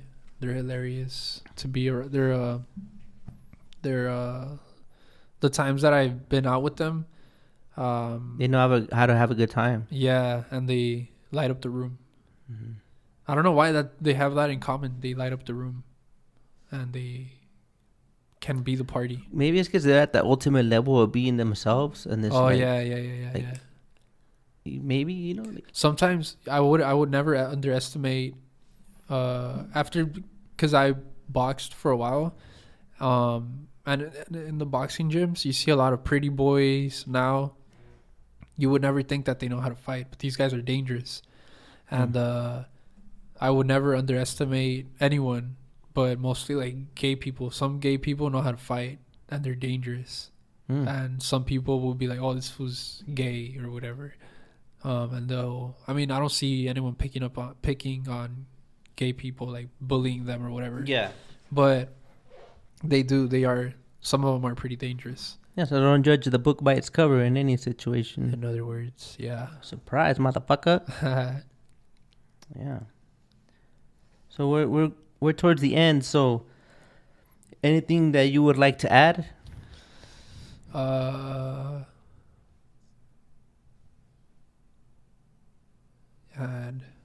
did you feel selling your truck, the black one? I didn't feel great, but I also didn't feel like helpless. I felt like a part of me felt like it was time for a new chapter, but ideally it would have been better under other circumstances. But I've known I've learned about myself that I kind of tend to, I mean, I don't want to embrace it and stay at that level, but I've kind of noticed that when I'm pushed to the edge, I get into it really quick. Like, oh shit, like that's when shit hits the fan, I'm like, I activate like overly like Super Saiyan hustle mode. Like I gotta figure it out. Yeah. But other than that, I would take it pretty like, I got it. It'll be all right. I always figure it out. And then it's like, oh shit, I'm drowning. Okay, figure it out. Yeah. You know? But a part of me knew it was time to try something new. But I just didn't know what the fuck. The podcast was kind of an idea, but it wasn't really materialized.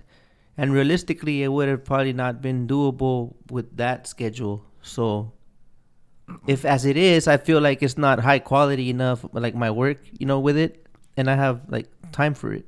Imagine like trying to juggle that and driving. Yeah. It would have been like, so at least this way I can make small increments to where I want to be. And then it landed me, access to another side of the whole drayage thing, like operating systems, like other things of the supply chain, more than just the driver's side. Like now you see like how dispatchers feel, or like the problems other companies face. So it's like seeing the bigger picture now. Yeah. Like how we complain about certain things, but some companies complain about the way the port runs and all that. But then these companies still are looking for an empty, like that they wrote down in a notebook on Monday and it's Friday, and like they're still running old school, but they want everything else catered to them. So, we've got to step it up on all levels, starting with us. So, yeah, long answer, but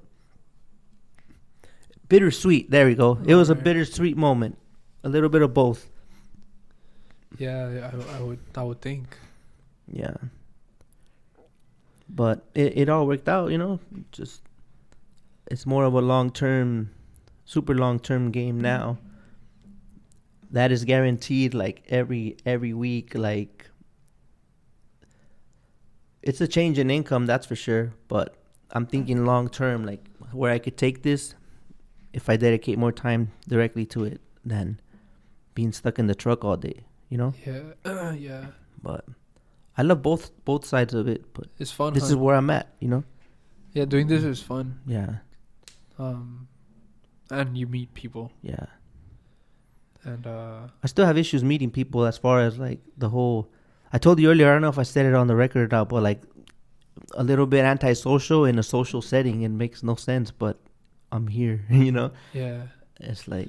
Yeah. Earlier, before you turn on the camera, I had a little podcast with only like 4 episodes where I interviewed a boxer, Ronnie Rios, a real estate guy, a life insurance agent, and I think someone in the real estate. Mm-hmm. And but then I didn't really go after the podcast too much because I was like, yeah, it's cool, but I just wanted to do the videos more. So, but in those 4 episodes, I felt, I don't know, it just helped me be more social in an outdoor setting, and I was able to approach people more. But I already felt like that doing the videos with the pranks and stuff, because I would go up to strangers and do some of the silliest shit ever. So, there was, ya no tenía vergüenza to go up to someone and be like, and ask for help, like in the ports. Like, I feel like the pranking world gave me the courage to go up to anyone, no matter who they are, and just ask whatever, and I feel like things like this get you out of your comfort zone, and you end up doing things that you didn't think you were going to be able to do. Well, that was short for you. 4 episodes, and it worked. I'm at 51, and it's still a work in progress, but we'll get there, Oh, I don't know. But, like, do you like, try to go up to people, or you just assume that you're antisocial in a social setting? Who knows? Maybe. I don't know. Because then I look back on like that one video we did at that the SoCal supply chain meetup, and being on that panel, and it's like I feel like you said earlier, like you blacked out. Yeah. Like you're like, I did okay. I was like, oh, I did okay. But when I was up there, it felt like the time was just flowing. Like you're like one split second away from saying something stupid or like sounding like a fool up there, and you're supposed to be like representing, you know? Like I think, who knows, maybe it's all in our head, but I have an interest in getting better, you know? Yeah. So we'll see. You just got to keep doing the shit I guess you want to work on and then you realize like maybe that's not your thing. Who knows? But I like it. I'm still, you know, we carried this conversation like 2 hours and 49 minutes. So I think, 2 hours? I think we do okay, right? What do you think? Yeah, it's a long time. I didn't even know. It felt like 40 minutes. Yeah. That's crazy. Well, yeah, in that case, if some people are still watching right now, that's pretty cool. Thank you so much. Everyone skips through. I know I do. Some like the long videos, I like skip through, like see where I land. Oh, all right. Land on. I'm gonna start doing timestamps. Maybe that'll. Yeah. On YouTube, you can do that. Timestamps. But I guess I'll say the goodbyes. Yeah, where can they reach you at? YELTSS __ on Instagram, Yelts, and I'm pretty sure only 3 or 2 of you are gonna do that. And if there's 5 of you, that's even cooler. I'm gonna put it in the description. I've been putting the guest IGs in the description. That's cool. Yeah, it's a good way to meet people because you never know what you're gonna need from somebody, and that's why you should always be cool with everyone and never leave on bad terms with anyone, because you may need them tomorrow. And even if you say I'm never gonna need so and so, I'm not saying some of you are gonna need me, but I'm just saying, you know, in general. Mm-hmm. Life's a trip. Yeah, it is. You feel like what? Like what you're doing. Yeah. Like this is cool. Like it brings everyone. It sounds kind of soft, but it brings everyone together, and it brings it just makes it more fun. Like I said earlier, and like you guys get to share your point of view, you know, more than just the driver. Like you have a life, you have other goals, you have desires, you like porn, whatever the fuck it is, you know.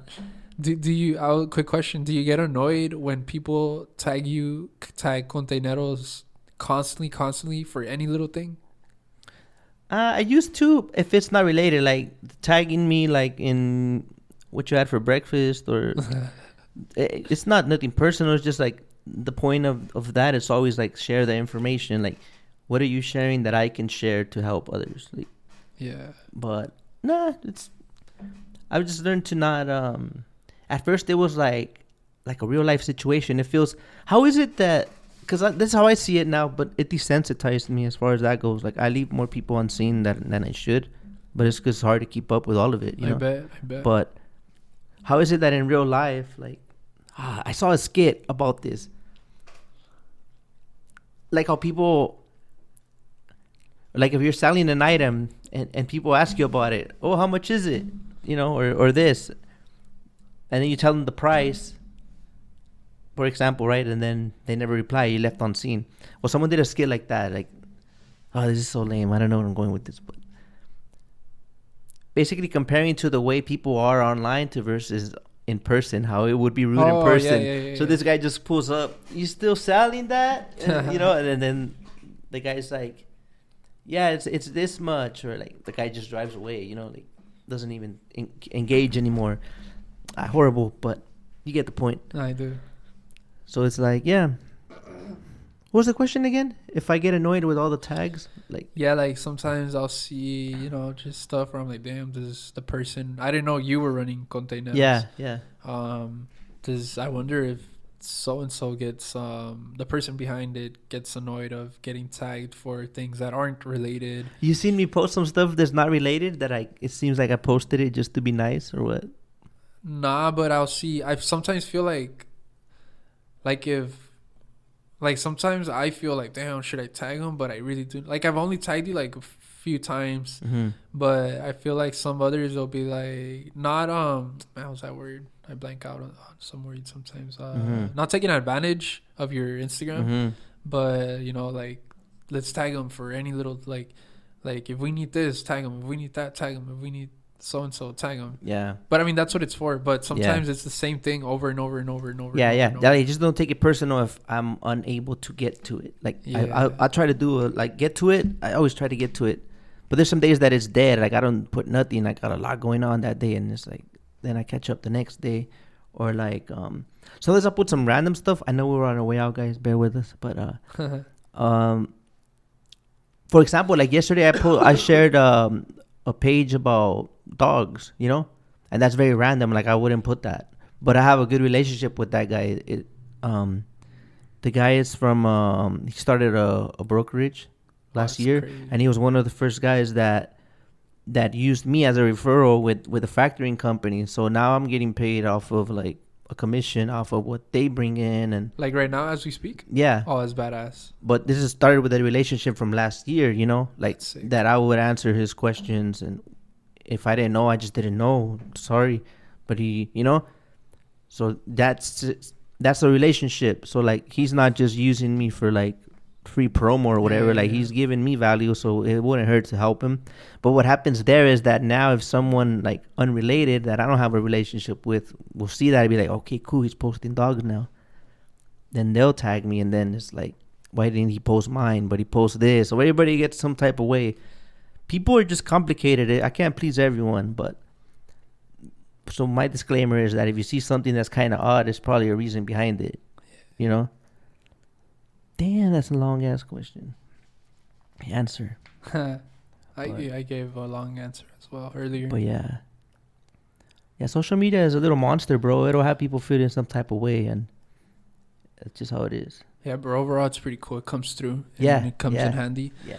And if it weren't for social media, you wouldn't be telling stories to many, and they wouldn't be sharing stories. Yeah. But yeah, it's cool. Yeah. It's a community. We all depend on each other. Like, you know what I mean? Yeah. Yeah. You lost your voice, bro. Did I really? Yeah. Oh, yeah, I did. Yeah. But all right then, guys.